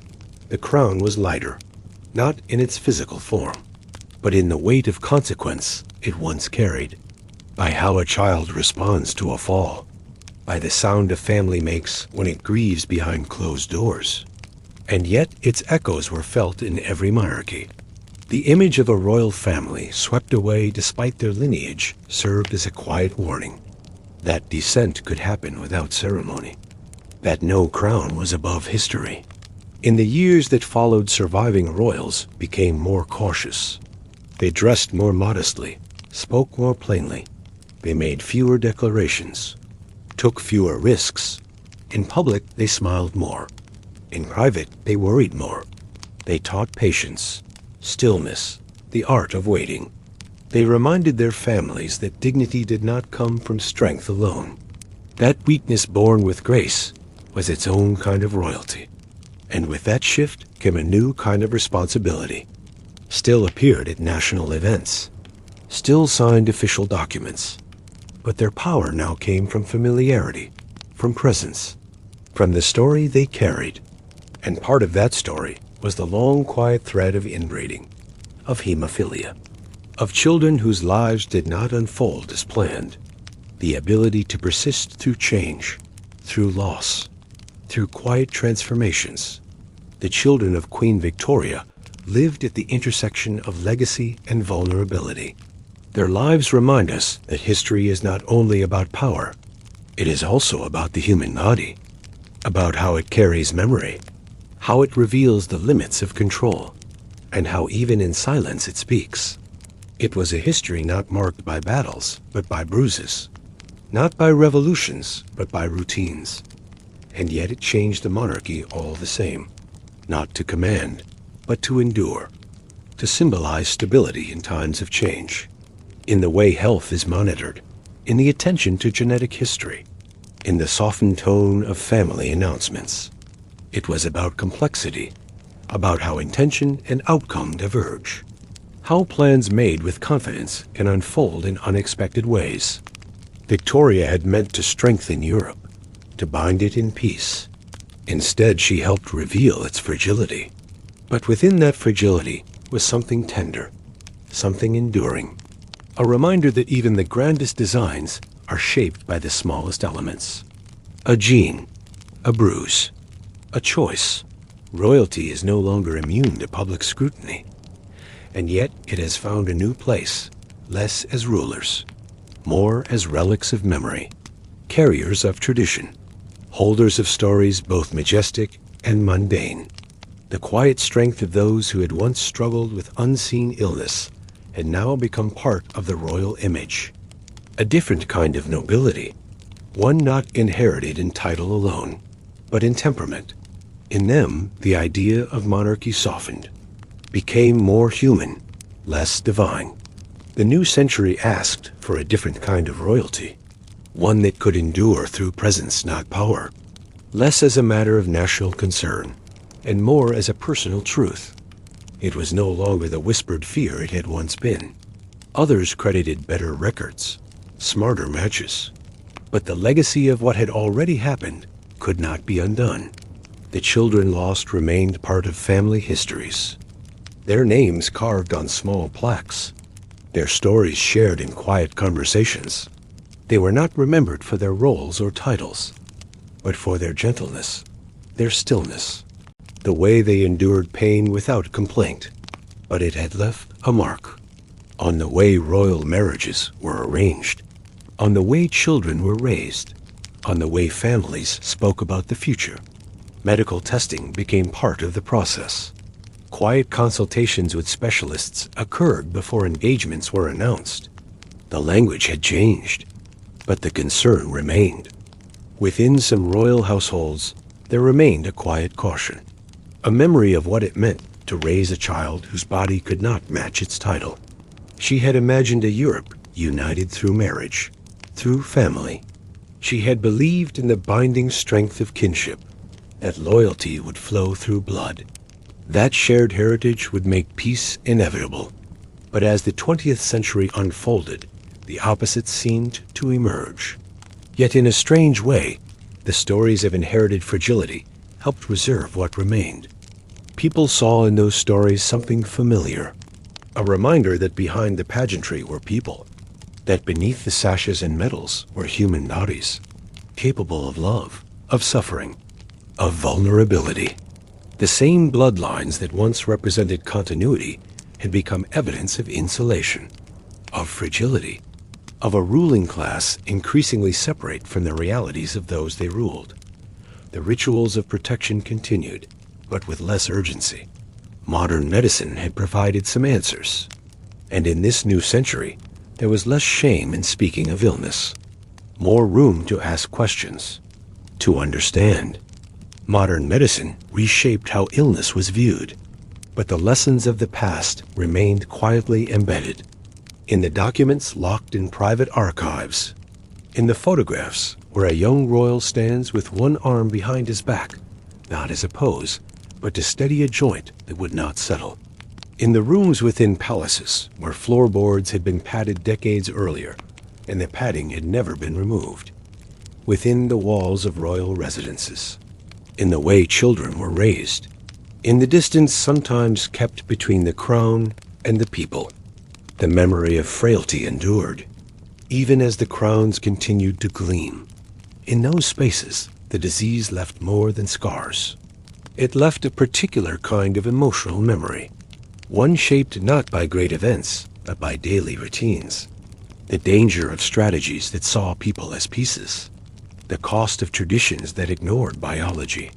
And in doing so, they made space for a new kind of royalty, one quieter, more cautious, a little more aware of the fragility that rests beneath every title, every crown, the soft pressure of a bandage, the flicker of worry in a nurse's eyes, the pause before stepping down from a carriage.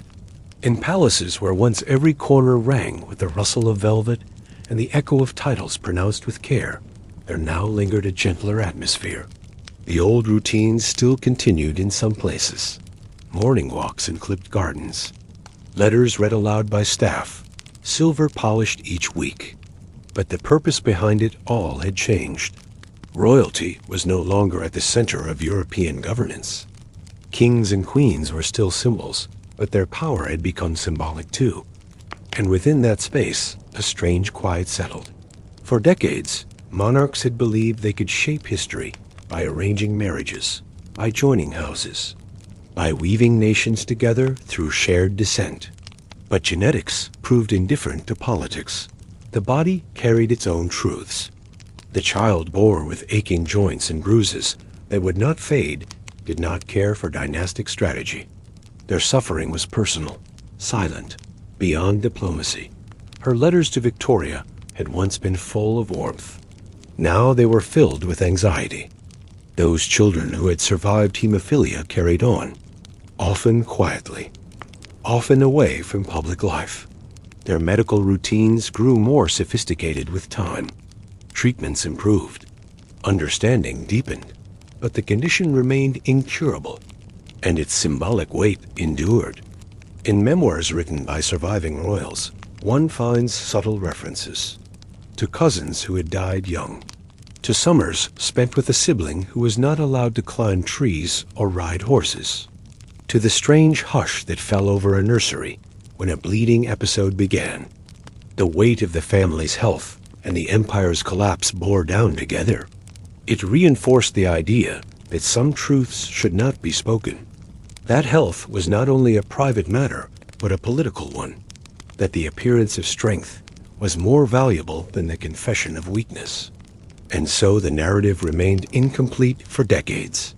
Photographs of smiling young royals gave no hint of what came before or after. The group portraits showed happy scenes. But behind the image, the reality was often quieter, slower, filled with caution. Queen. As Russia descended into revolution and the Romanovs were swept away, George made the painful decision not to offer refuge to his cousin's family. The British government feared public backlash. The war had already created resentment toward foreign monarchs, and so George V renamed the British royal house. It became the House of Windsor, a quiet gesture, symbolic, but revealing.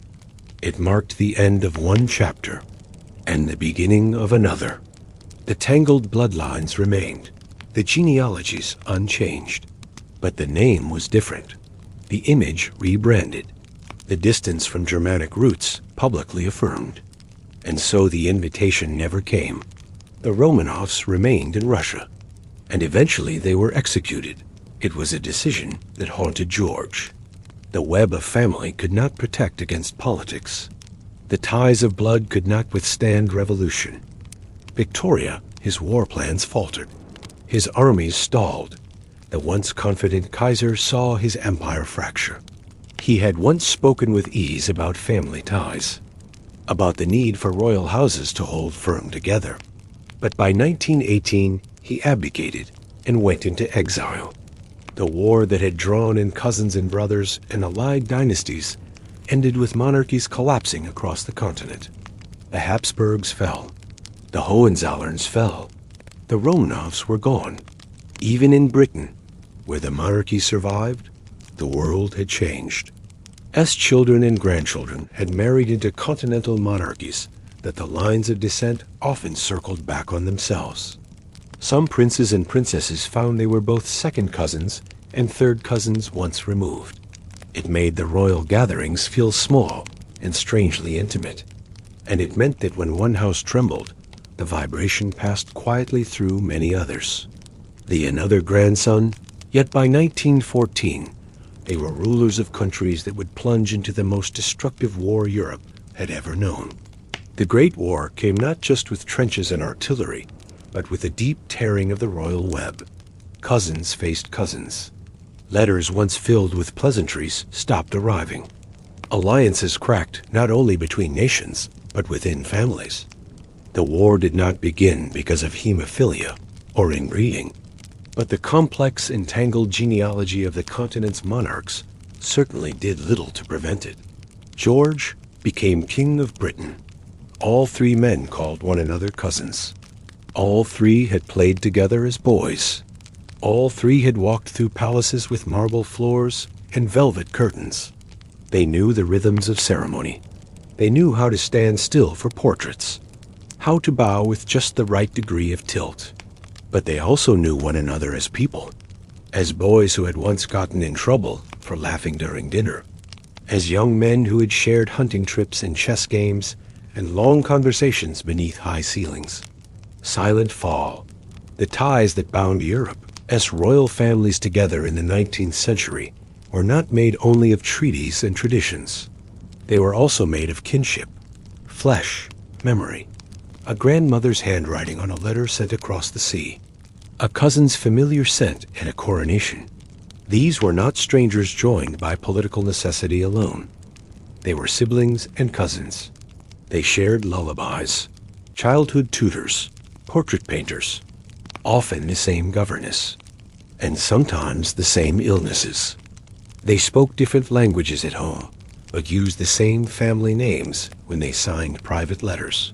They moved among the grand salons of Vienna and the clipped hedges of Windsor with an ease that came not from diplomacy, but from familiarity, from inheritance. By the turn of the 20th century, this web of shared lineage had become dense. Victoria's grandson Wilhelm II became Kaiser of Germany.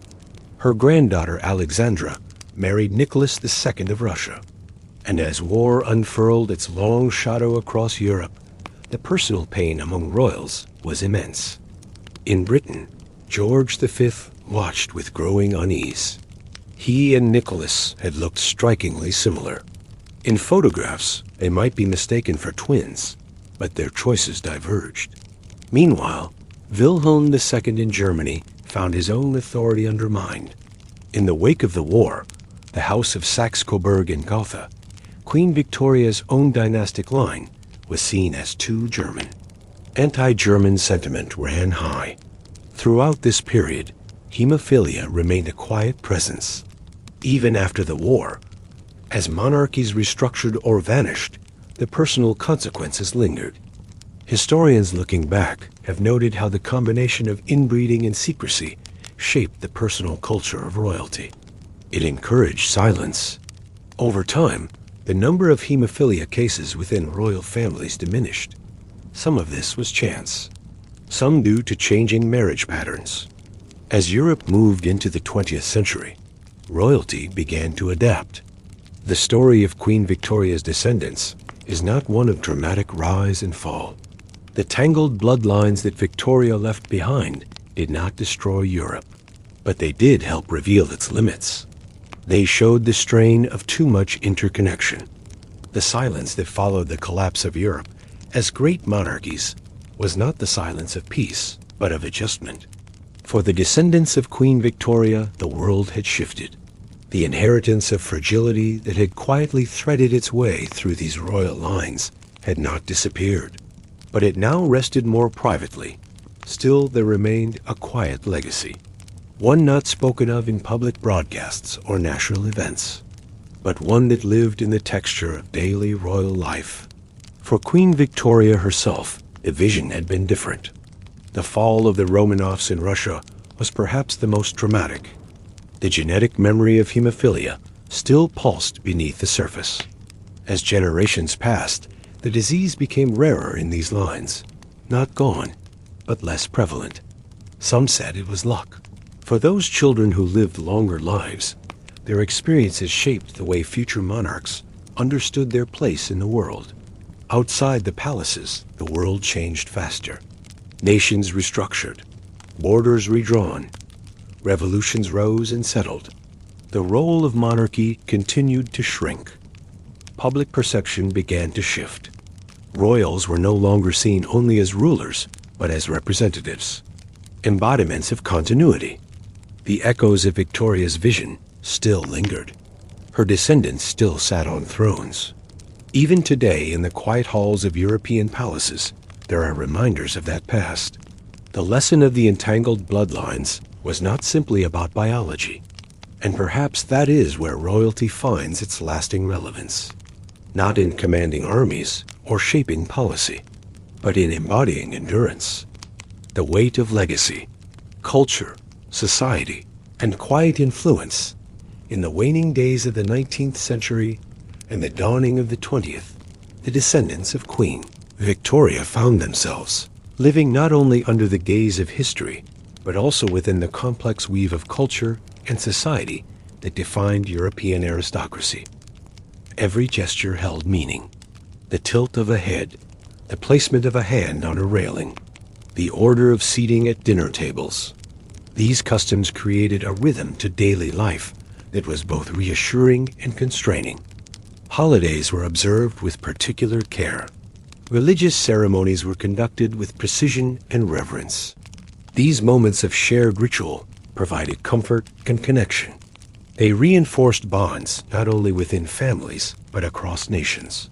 For many, these gatherings were a reminder of shared identity and purpose. Even in the presence of illness, the rituals continued.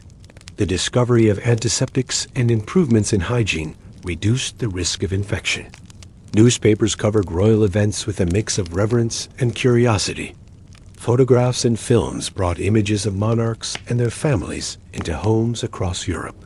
Yet these portrayals were carefully managed. Some were blessed with robust health.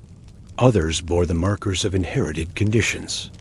Modern ideas about health and genetics began to influence decisions. Openness increased, though discretion remained valued. The role of women in these families shifted as well. That influenced the rhythms of daily life. That affected the ways families saw themselves and the world. Between strength and vulnerability. Between public image and private truth. Between history and memory. The descendants of Queen Victoria lived within this balance. Their stories offer insight into the ways culture shapes and is shaped by the realities of the body. The whispered fears of previous generations gave way to more open discussions about medical care. Princesses and queens who had once been confined to ceremonial duties took on public health advocacy with dedication. They championed hospitals, supported nursing reforms, and raised funds for scientific research. Their voices lent visibility to conditions previously hidden from public view. The emotional landscape was complex. Moments of joy were interspersed with anxiety and vigilance. The need for discretion coexisted with a desire for support. Family members learned to communicate through subtle signals. They influenced national policies related to healthcare and social welfare. The challenges faced by royal households highlighted broader issues of medical accessibility and research funding. Royal patronage supported artists who explored themes of fragility and endurance. Advances in genetics and medicine transformed the possibilities for care and prevention. Public attitudes toward illness and disability shifted toward greater acceptance and inclusion. Their stories resonate with themes of love, loss, hope, and endurance. They remind us that history is lived not only in grand events, but also in the quiet moments of care and connection. That legacy is carried not only in titles, but also in the bonds of family and the shared journey of health and healing. And that even amidst the weight of tradition and expectation, there is room for compassion and change. Royal families adapted to these changes with varying degrees of openness. Some embraced transparency and advocacy. Others maintained traditional discretion. These choices shaped the ongoing relationship between monarchy and society. They reflected the enduring complexity of balancing privacy, duty, and public interest. Portraits conveyed not only status, but also personality and resilience. Poems and novels depicted the tensions between duty and desire, health and limitation. These creative works enriched the cultural landscape. They offered new perspectives on the human condition. They contributed to a broader understanding of what it meant to inherit both power and frailty. Royal patronage of hospitals and clinics played a vital role in advancing medical infrastructure. These contributions helped to improve care for countless individuals. The ripple effects of royal health struggles thus reached far into the fabric of society. The story of Queen Victoria's descendants is not merely one of inherited conditions, but also of human adaptability and resilience. It illustrates how families navigate the challenges of legacy with grace and courage. It reveals the ways in which culture shapes responses to vulnerability. It underscores the importance of empathy and understanding. and it invites contemplation of the delicate balance between strength and fragility that defines so much of human experience. They bridged class divides and fostered a sense of shared humanity. They developed rituals of care that balanced protection with autonomy. This delicate interplay shaped the texture of daily life. It fostered resilience and empathy. It underscored the interconnectedness of health and relationships. This advocacy helped destigmatize illnesses. It created new spaces for dialogue. It fostered connections between aristocracy and common citizens. Photographs, newspapers, and later film offered glimpses into royal life. Yet the portrayal of health struggles remained carefully managed. Public statements emphasized strength and continuity. Behind the scenes, families guarded privacy with renewed determination. The tension between public image and private reality became a defining feature of modern monarchy. This dynamic influenced how royals engaged with their subjects. It shaped ceremonial appearances and charitable endeavors. It also informed the narratives constructed around legacy and identity. In this way, the legacy of inherited fragility became a bridge rather than a barrier. Royal doctors collaborated with specialists across Europe. Research into blood disorders gained momentum. The knowledge of genetic risk shaped life decisions. It influenced choices about marriage, reproduction, and child rearing. These considerations were often private and fraught with emotion, yet they also prompted reflections on legacy and mortality. They inspired expressions of love and commitment. They underscored the preciousness of each moment and each life. The search for treatments and eventual cures became a quiet mission. This scientific curiosity was accompanied by a deeper empathy. Families began to recognize that the vulnerability within their bloodlines was a shared human experience. It transcended titles and borders. This realization gently shifted perceptions. Hemophilia was no longer solely a royal secret, but a condition that connected them to broader medical communities and societies. They invite gentle contemplation on the nature of inheritance, on the quiet endurance that marks so many lives, on the ways in which history is written, not only in grand events, but also in the soft footsteps of those who lived through them. Families consulted with medical experts before arranging unions. The goal was to reduce the risk of passing on conditions like hemophilia. Tutors incorporated emerging scientific knowledge into curricula. Children learned not only about history and languages, but also about biology and health. This education fostered awareness and responsibility. It prepared future monarchs and nobles to navigate the complexities of their inherited conditions. Physical education was adapted to accommodate limitations while promoting wellness. Gentle exercises replaced rigorous activity. Rest and recuperation were prioritized. These adjustments reflected a nuanced understanding of the body's needs and limits. This cautious approach reflected a convergence of tradition and modern science. It also underscored the evolving understanding of heredity. The concept of pure bloodlines was re-examined through a scientific lens. This shift influenced not only royal families, but also the wider upper classes who sought to emulate their practices. The legacy of Queen Victoria as children is thus not only a story of genetics, but also of culture, of how people respond to the gifts and burdens they inherit, how they create meaning and maintain dignity in the face of challenge. Princesses who had once been pawns in dynastic games became advocates for health and education. They used their positions to promote medical research and social causes. Their work helped change perceptions and improve lives beyond palace walls. The care they received reflected growing medical knowledge, but also enduring limitations. Their letters and memoirs reveal strength and compassion. They navigated complex social worlds while managing personal challenges. Their efforts laid groundwork for future generations. They showed how culture and care could intersect, how tradition could evolve. Families sought to protect their children from harm while nurturing their potential. This balance was difficult.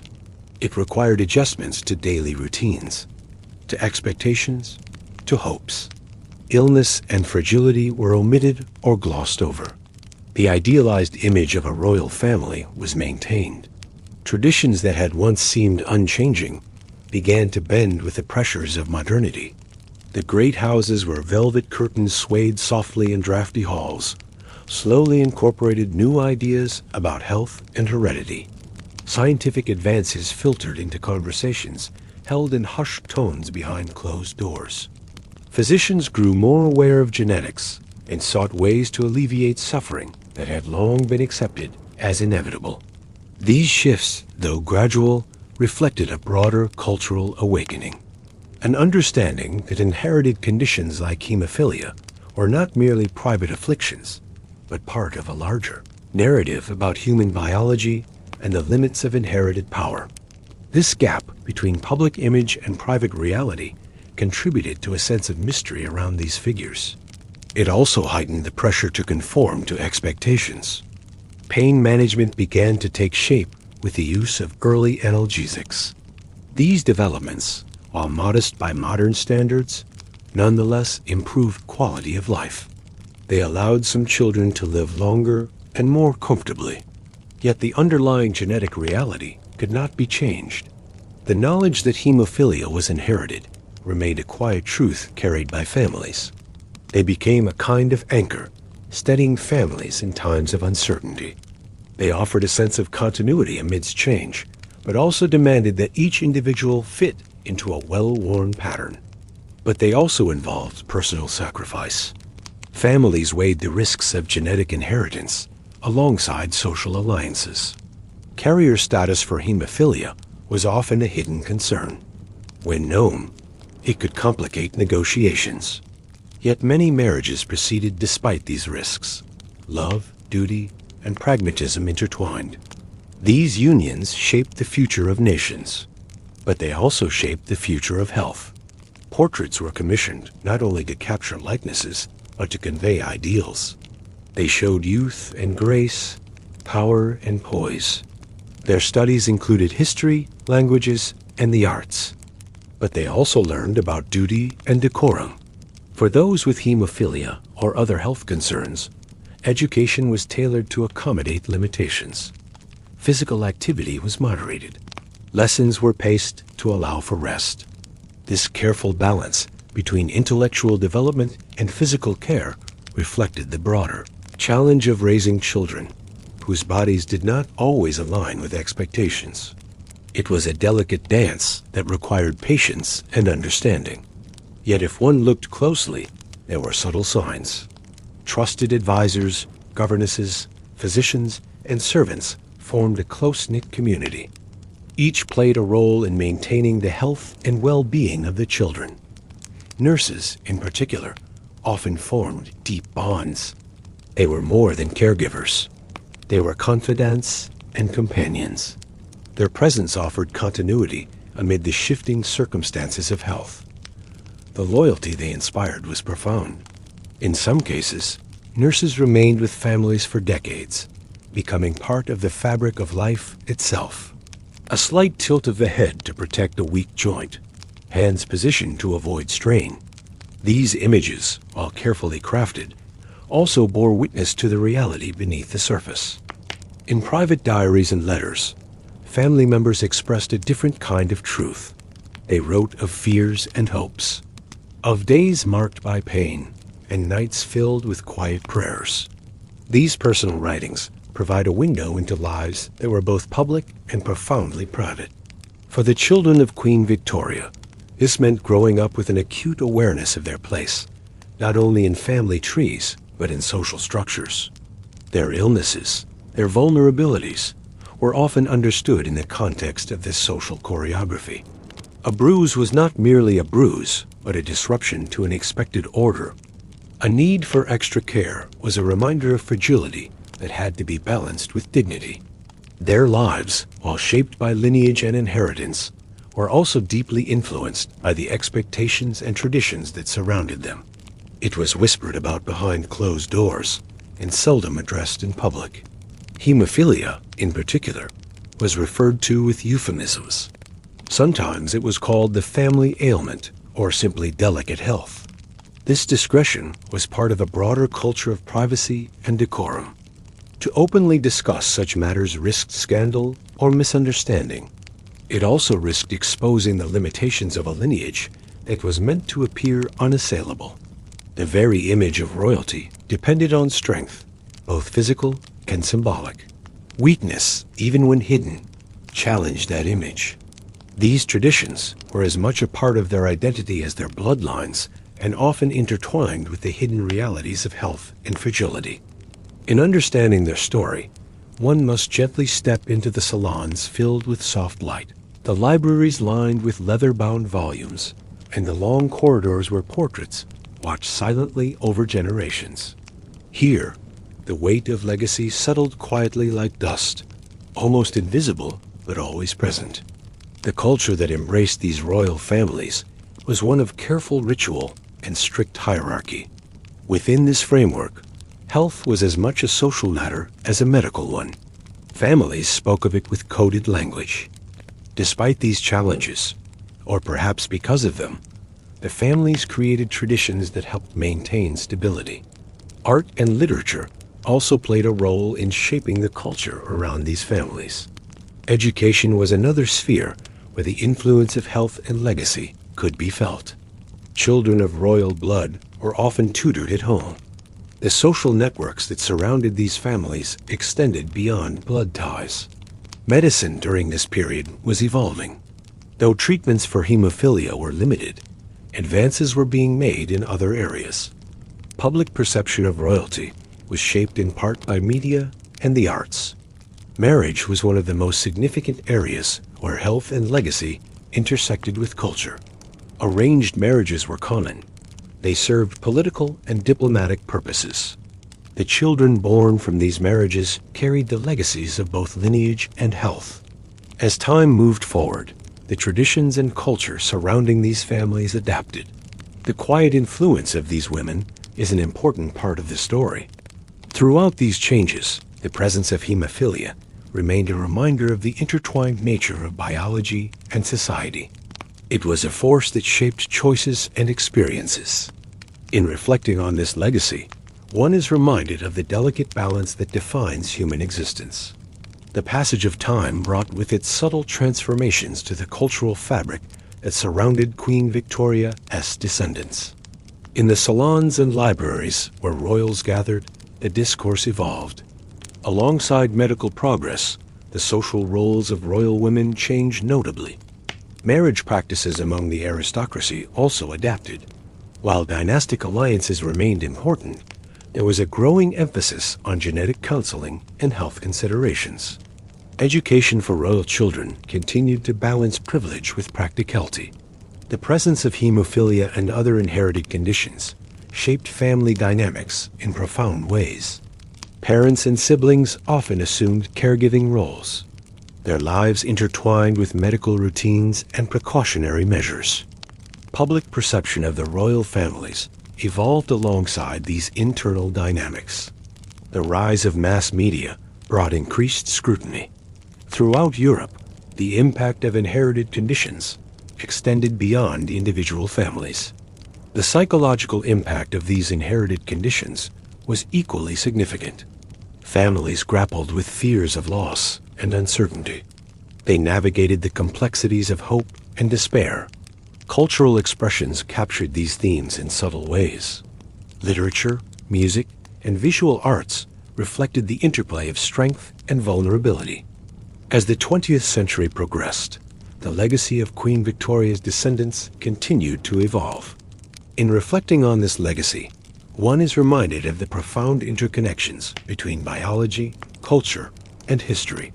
Through this gentle exploration, the lives of these royal descendants emerge, not as distant or untouchable, but as deeply human.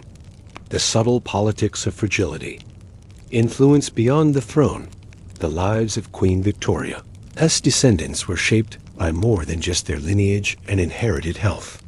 Their personal struggles and quiet vulnerabilities often played a role in the subtle workings of political power across Europe. It was a concern of state. The fragility of an heir could affect succession plans, diplomatic relations, and public confidence. For families carrying the genetic legacy of Queen Victoria, this reality added an extra layer of complexity to already delicate political landscapes. His own children were not immune to the challenges of inherited conditions, and he witnessed firsthand the impact of health on political stability. Families sought partners who could strengthen political bonds while minimizing genetic risks. These choices were made with the awareness that the health of future monarchs could affect the fate of nations. The intricate genealogies of European royalty became both a map of power and a ledger of inherited challenges.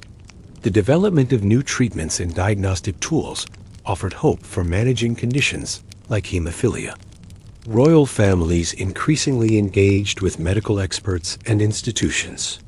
These relationships shaped not only individual care, but also public health policies. The visibility of royal health struggles contributed to broader awareness and research efforts. Monarchies became patrons of medical science, linking their legacies to progress and innovation. Their stories reveal how inherited conditions shaped not only individual lives, but also the trajectories of nations. It highlights the ways in which biology and politics intersect. It underscores the human dimensions of leadership and power. And it encourages a compassionate view of historical figures, often seen only through the lens of their public roles. In households where a child with hemophilia had once lived, accommodations were quietly built into the environment. Monarchs were meant to be steady figures in an ever-changing world. Rather, it reflected the unique challenge of preparing a family for every possible future. Monarchies had always adapted to survival. In earlier centuries, that adaptation came through war or marriage. In some countries, royal families withdrew more from the public eye. While most citizens were unaware of medical specifics, many sensed the struggles behind the palace gates. The very presence of genetic conditions like hemophilia made some monarchs more invested in healthcare reform. Their names appeared on hospital wings and foundations. Their families funded research. What had once been a private challenge became a public cause. Even as awareness grew, many royal households remained protective of personal details. Medical updates were rare. Press inquiries were politely deflected. Privacy remained a core value. The hereditary health conditions that once shaped dynastic fate now informed discussions about genetic responsibility and medical ethics. The lessons learned from centuries of quiet adaptation are still relevant. They remind us that leadership is not always about strength. Sometimes it is about persistence, about learning to live within limits, about transforming personal challenge into public service. The balancing act between public service and private dignity was ongoing. They learned to carry that duality with grace. Their lives unfolded in drawing rooms and council chambers, in garden walks and hospital wards, of learning to live with fragility while wearing a crown, of finding new ways to matter in a world that no longer bowed to blood alone. They navigated a complex world where every gesture carried meaning, where every illness held consequences, where every decision echoed through history. That behind every grand portrait lies a human story. That even within the most gilded palaces, the weight of the body is inescapable. And that sometimes the most lasting influence comes not from power itself, but from how one chooses to carry it. It required careful judgment. It defined the tone and rhythm of modern monarchy.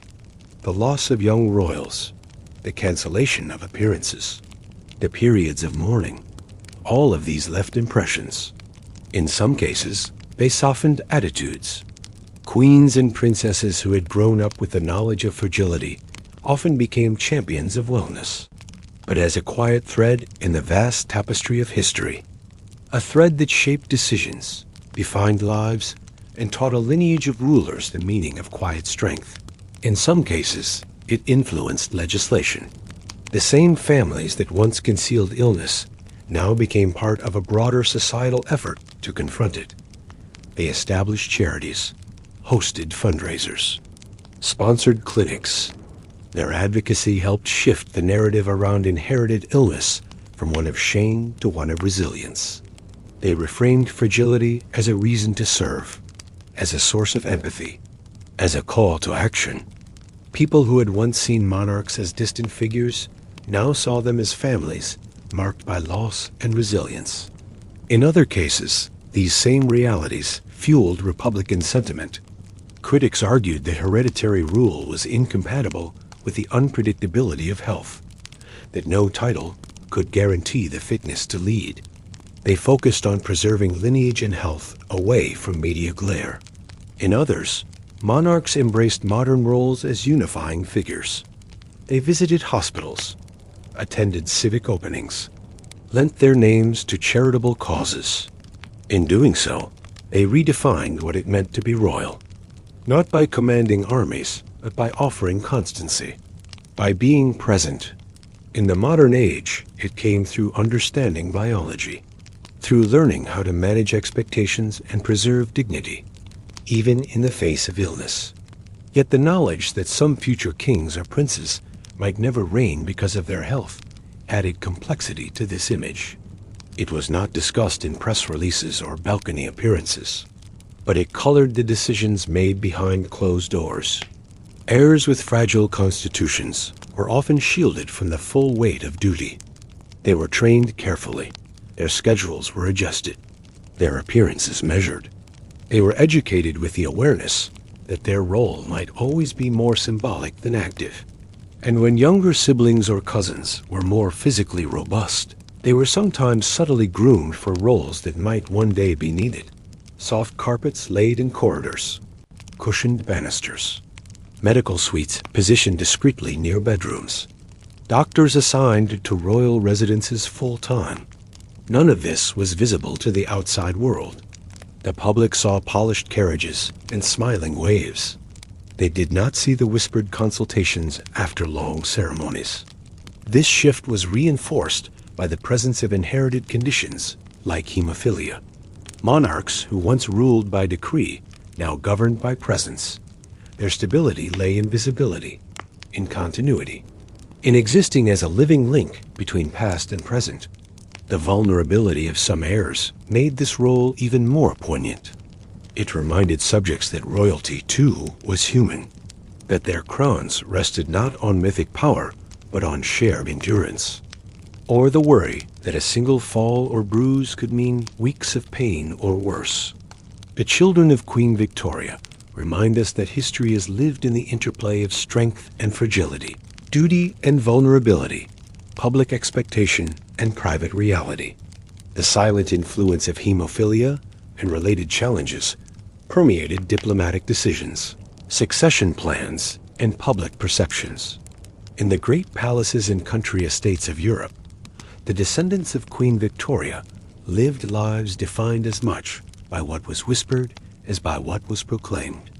The formal rituals of monarchy endured, processions, state visits, investitures, but beneath, the pageantry flowed a steady current of caution, of vigilance, of concern for the health and stability of heirs, whose bodies sometimes bore the legacy of generations. These forces operated beneath the surface of historical events, shaping outcomes in subtle but significant ways. The legacy of Queen Victoria as children extended beyond family trees into the very fabric of continental politics. The possibility of sudden illness or incapacitation required contingency planning. Heirs who lived with the knowledge of their own fragility often faced isolation and heightened expectations. Trusted advisors, medical professionals, and family members formed close-knit circles of care. Their roles extended beyond physical health to encompass emotional and psychological support. The discreet nature of royal health matters required careful communication and coordination.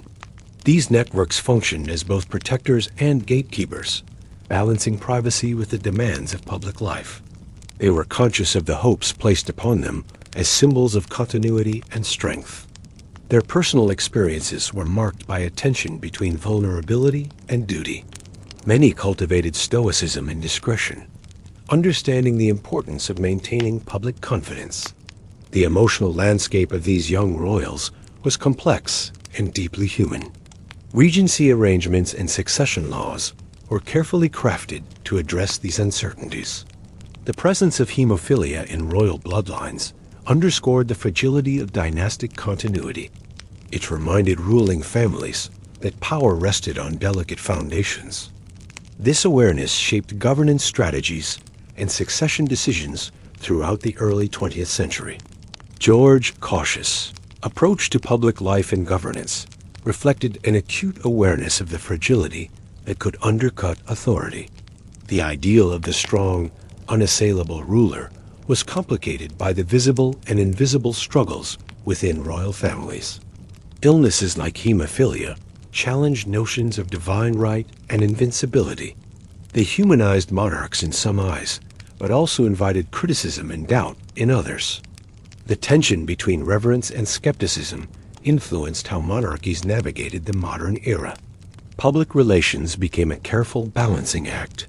Royals cultivated images of resilience while managing private vulnerabilities. The renaming of the royal house from Saxe-Coburg and Gotha to Windsor was a symbolic effort to distance the monarchy from German ties amid wartime xenophobia. Queen Victoria's descendants held titles and responsibilities across vast empires. The health of royal heirs carried symbolic weight in colonies where monarchy represented authority and stability. News of illness or fragility could ripple through colonial societies, affecting loyalties and perceptions of legitimacy. At the same time, colonial officials and advisors were sometimes involved in discussions about royal health and succession. The reach of inherited conditions thus extended far beyond European borders. Yet underlying these political maneuvers was the constant consideration of lineage and health. The desire to project strength and unity often masked the realities of inherited vulnerability. Decisions about marriage, governance, and public appearances were carefully weighed in light of health considerations. The burden of expectation rested heavily on young shoulders. The intricate dance of influence and duty unfolded not only in grand halls and throne rooms but also in whispered conversations and private correspondences. Tsarevich Alexei Nikolaevich, son of Nicholas II and Alexandra, was afflicted with hemophilia, a condition that placed his life in constant jeopardy. His illness shaped not only family dynamics, but also the broader course of Russian history. Alexandra's reliance on figures like Grigory Rasputin to manage Alexei's episodes deepened court intrigues and eroded public trust. The perception that the imperial family was influenced by mysticism and secrecy contributed to the growing discontent that ultimately led to revolution. Here, the private reality of illness intersected with the public sphere in profound and lasting ways. The presence of hemophilia and other inherited conditions influenced decisions, alliances, and perceptions in ways that were often invisible to the public eye, but deeply significant behind closed doors. In the early 20th century, as monarchies faced mounting challenges from modern political movements and shifting social tides, the health of royal heirs was more than a private matter. One of the most notable examples of this interplay between health and politics was the Russian imperial family. In Britain, King George V contended with similar concerns. Elsewhere in Europe, the health of heirs influenced diplomatic strategies and marriage alliances. The interplay between personal health and political influence also shaped public perceptions of monarchy. The influence of these dynamics extended to colonial realms as well. Medical advancements during this period began to alter the landscape of royal health and politics. Despite these advances, the unpredictability of inherited conditions continued to influence political calculations. The psychological impact of these pressures on royal individuals was profound. Support networks within royal households played a crucial role in managing these challenges. The legacy of Queen Victoria's descendants in this realm is a testament to the intertwined nature of personal health and political history. Reflecting on this legacy invites a deeper understanding of the complexities of monarchy in the modern era. As the 20th century unfolded, The quiet threads of inherited fragility continued to shape royal life in ways that were not always visible, but were deeply felt. These undercurrents shaped the very architecture of royal tradition. The royal image had always relied on strength and continuity. This quiet adjustment did not signal a lack of love or commitment. As political systems evolved and constitutional monarchies replaced absolute ones, the focus of royal families shifted more toward representation than rulership. Across Europe, this transition was met with varying degrees of success. The presence of inherited illness in these families also quietly influenced public sympathy. Yet through it all, royal families endured. They adjusted expectations. They invested in science. They became patrons of medical institutions. This legacy is particularly evident in the stories of royal women. These efforts were not just symbolic. They often had tangible effects on public health policy. The visibility of royal support attracted donations, encouraged volunteerism, raised awareness. And yet, the tension between tradition and transparency never fully disappeared. In the present day, the echoes of Queen Victoria's legacy can still be traced. The children and grandchildren of Queen Victoria inhabited a world where the body was both a vessel of heritage and a source of uncertainty. Their legacy is not one of conquest or legislation. It is a legacy of endurance, of quiet influence. It is a reminder that history is not only shaped by the mighty, but also by those who endure. In the soft light of royal chambers, among the velvet drapes and marble busts, the legacy of inherited fragility lingers. Not as a flaw. Inheritance in the present, legacy, memory, and the gentle weight of blood. In the quiet glow of the 21st century, where monarchs walk among presidents and royal ceremonies, share space with televised debates, the legacy of Queen Victoria lingers with a subtle persistence. It is not always named directly, but it breathes through the traditions that remain, through the portraits still hung in corridors across Europe, and through the careful phrasing of royal announcements and public appearances. It exists in memory, in protocol, and in a kind of cultural DNA that reaches back through the centuries to a woman who once bore the title Grandmother of Europe, and who passed more than just titles and expectations to her children and grandchildren. To understand how this inheritance lives on, one must first step into the present world of monarchy, a world both steeped in tradition and reshaped by time. Scientists can now map the human genome, screen for carriers, and offer therapies that would have once seemed miraculous. Longevity carried in her public image much of the steadiness and sense of quiet duty that had come to define her great-great-grandmother. Though she herself was not afflicted with hemophilia, she lived with the awareness of how deeply the royal image is tied to perception and continuity. Yet the conversation around genetics and responsibility remains. In modern times, royal families are more open in choosing partners beyond noble or aristocratic circles, a shift that is as symbolic as it is practical. The emphasis on family photographs, on showing multi-generational gatherings, and highlighting the roles of women within the family subtly counters earlier narratives of isolation and fragility. These images communicate stability and continuity, but also healing. Moments of silence are held at events for those who passed before their time. Whether or not hemophilia or other inherited conditions are spoken aloud, the atmosphere has changed. In Spain, in the Netherlands, in Denmark, and Norway, the royal families carry with them traditions rooted in centuries past, but shaped by modern values. A scientific narrative has replaced the superstitious one. The story of Tsarevich Alexei, or Prince Leopold, or the sons who lived. The stoic widow, the Empress of India, the mother of 9, has been examined through biography and reinterpretation. Her role in spreading the hemophilia gene across Europe is now one of the more widely known aspects of her legacy, but it sits alongside her political influence. Her letters, her court, and her cultural footprint in the gardens where generations have strolled beneath elms and oaks, in the bound books and family records and faded photographs. The legacy of Queen Victoria's children lives on not in fanfare or in absolute rule, but in the steady presence of people who carry the past into the present with grace, with responsibility, with the calm patience of those who understand that to inherit is also to carry. Because it made room for frailty, it acknowledged that power without humanity crumbles, but power with humility adapts. And in this slow evolution, Queen Victoria's descendants played a role not by choice always, but by circumstance. By learning to carry both the ceremonial robes and the invisible threads of inheritance, they became a bridge between a past built on rigid bloodlines and a present, shaped by compassion and understanding. She is remembered both as a symbol and as a woman, shaped by her era and her responsibilities. Her descendants have inherited not only her titles, but her contradictions, her strengths, and her unintended consequences. And over time, it lost its stigma.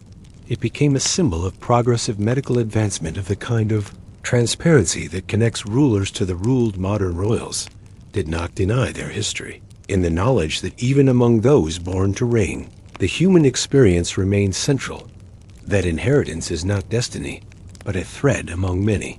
That frailty can teach more than dominance, that even the grandest stories are built from small moments of care and choice and courage.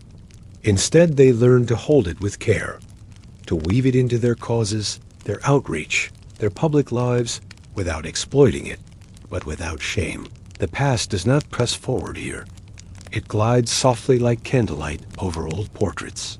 Like the slow echo of footsteps across ancient stone, the past will still be here in the morning. The rhythm of history slows.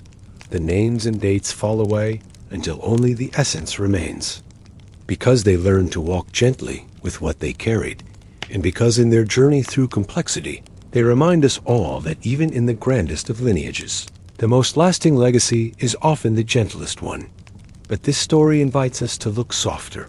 It is about how families respond to what they inherit, how they shape their identities, not just through power, but through presence, through persistence, through compassion, and how in doing so, they leave behind a kind of legacy that lives not just in monuments or records, but in the way they shaped how people see each other.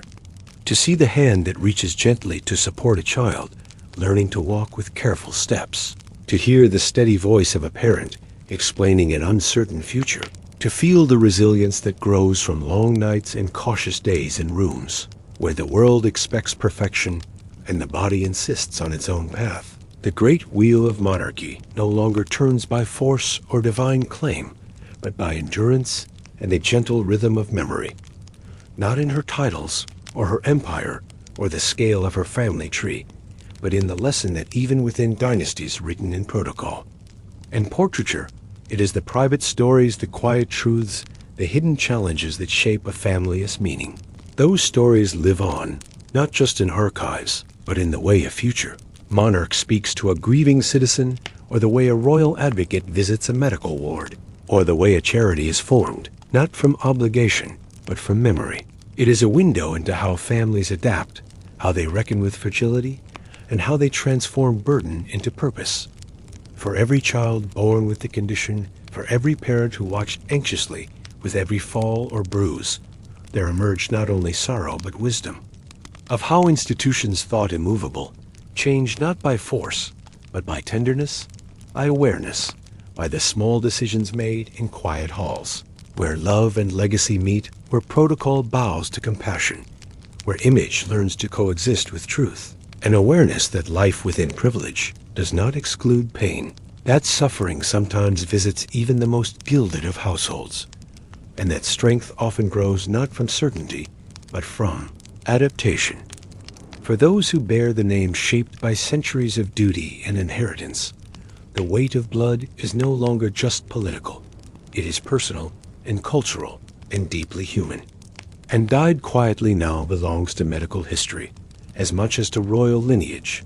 And yet there remains something deeply human in those stories, something that reminds the listener of how even the most exalted families were not protected from loss and worry and fear, not overtly, not through laws or sudden reforms, but subtly in the way families began to consider health in their choices, in the way they approached care and discretion, in the way the image of the monarch began to expand beyond the stoic ruler into something more human, more reachable, more enduring than myth royals.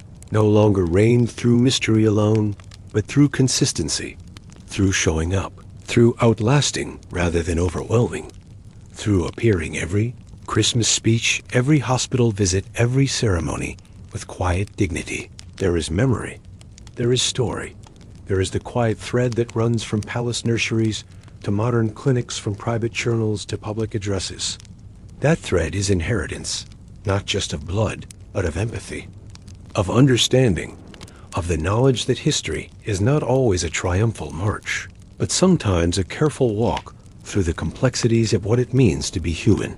Some have experienced their own versions of familial health struggles.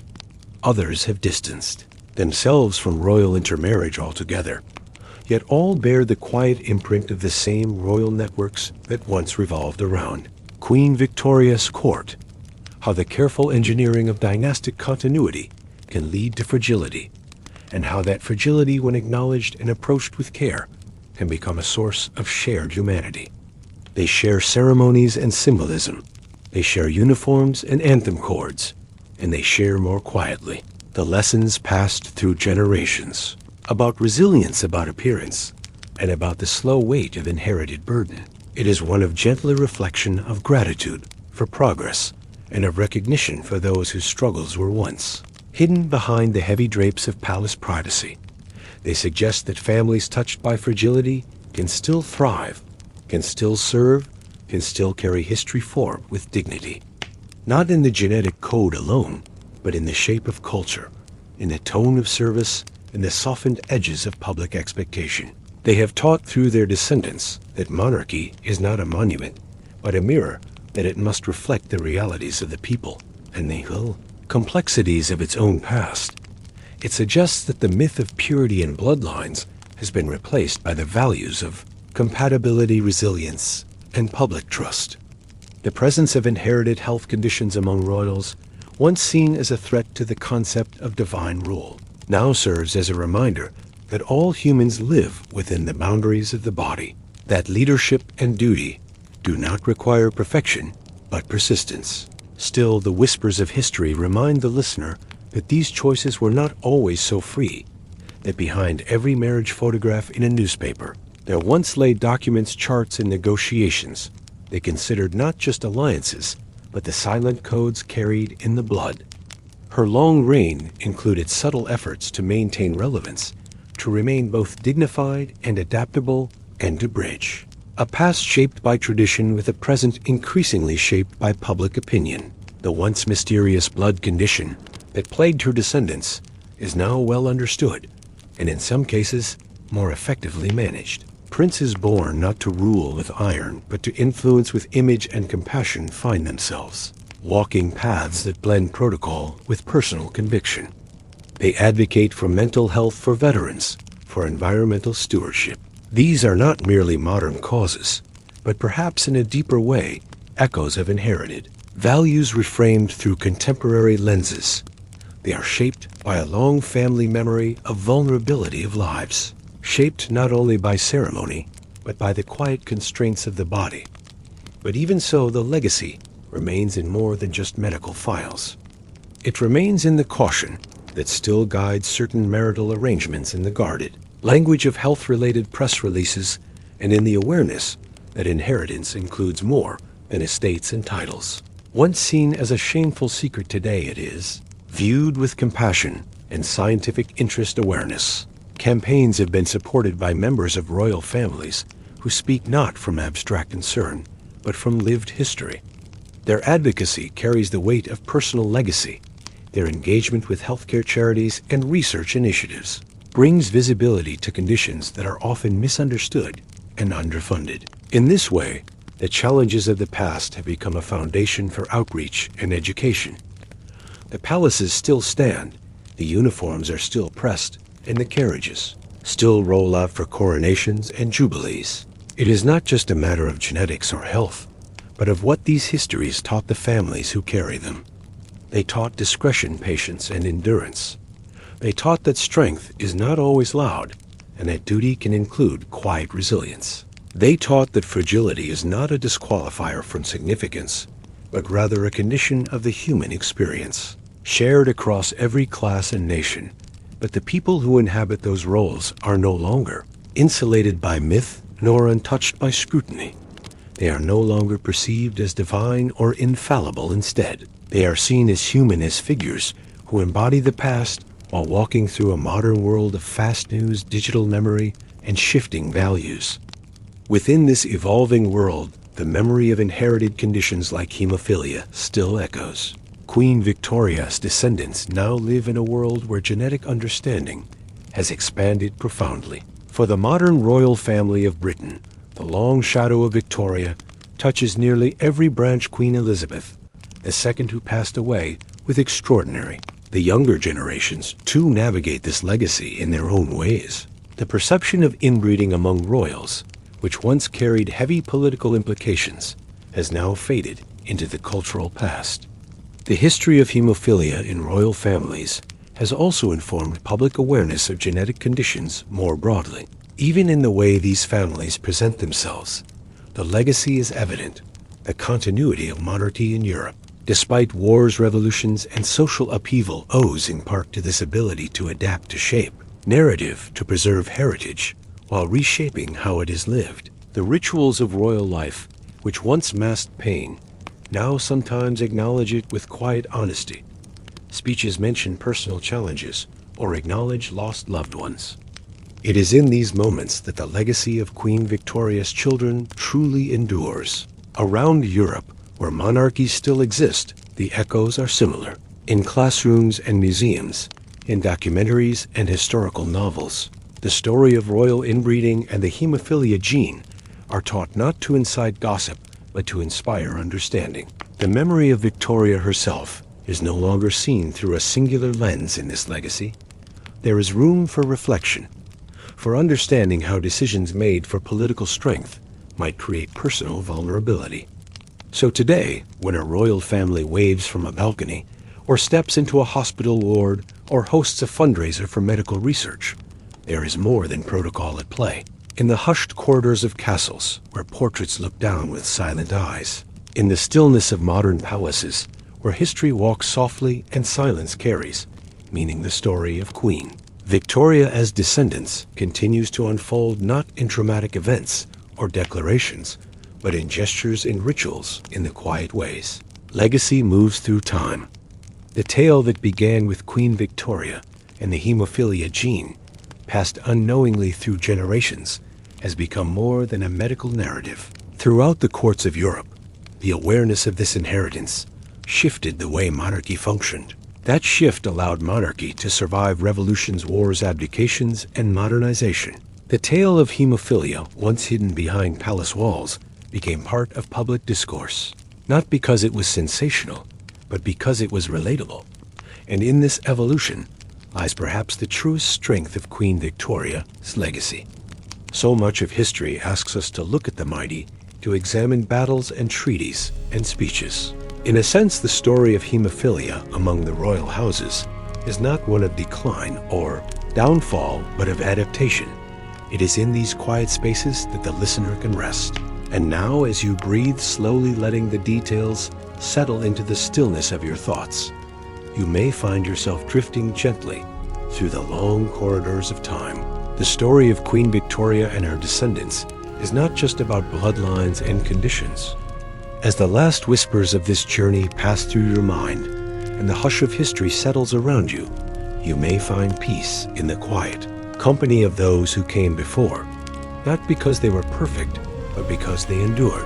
And so we leave them there, in the calm, still halls of memory, under the softened light of remembrance, where their stories rest, folded into the centuries, like pages in a well-worn book, waiting quietly for another reader.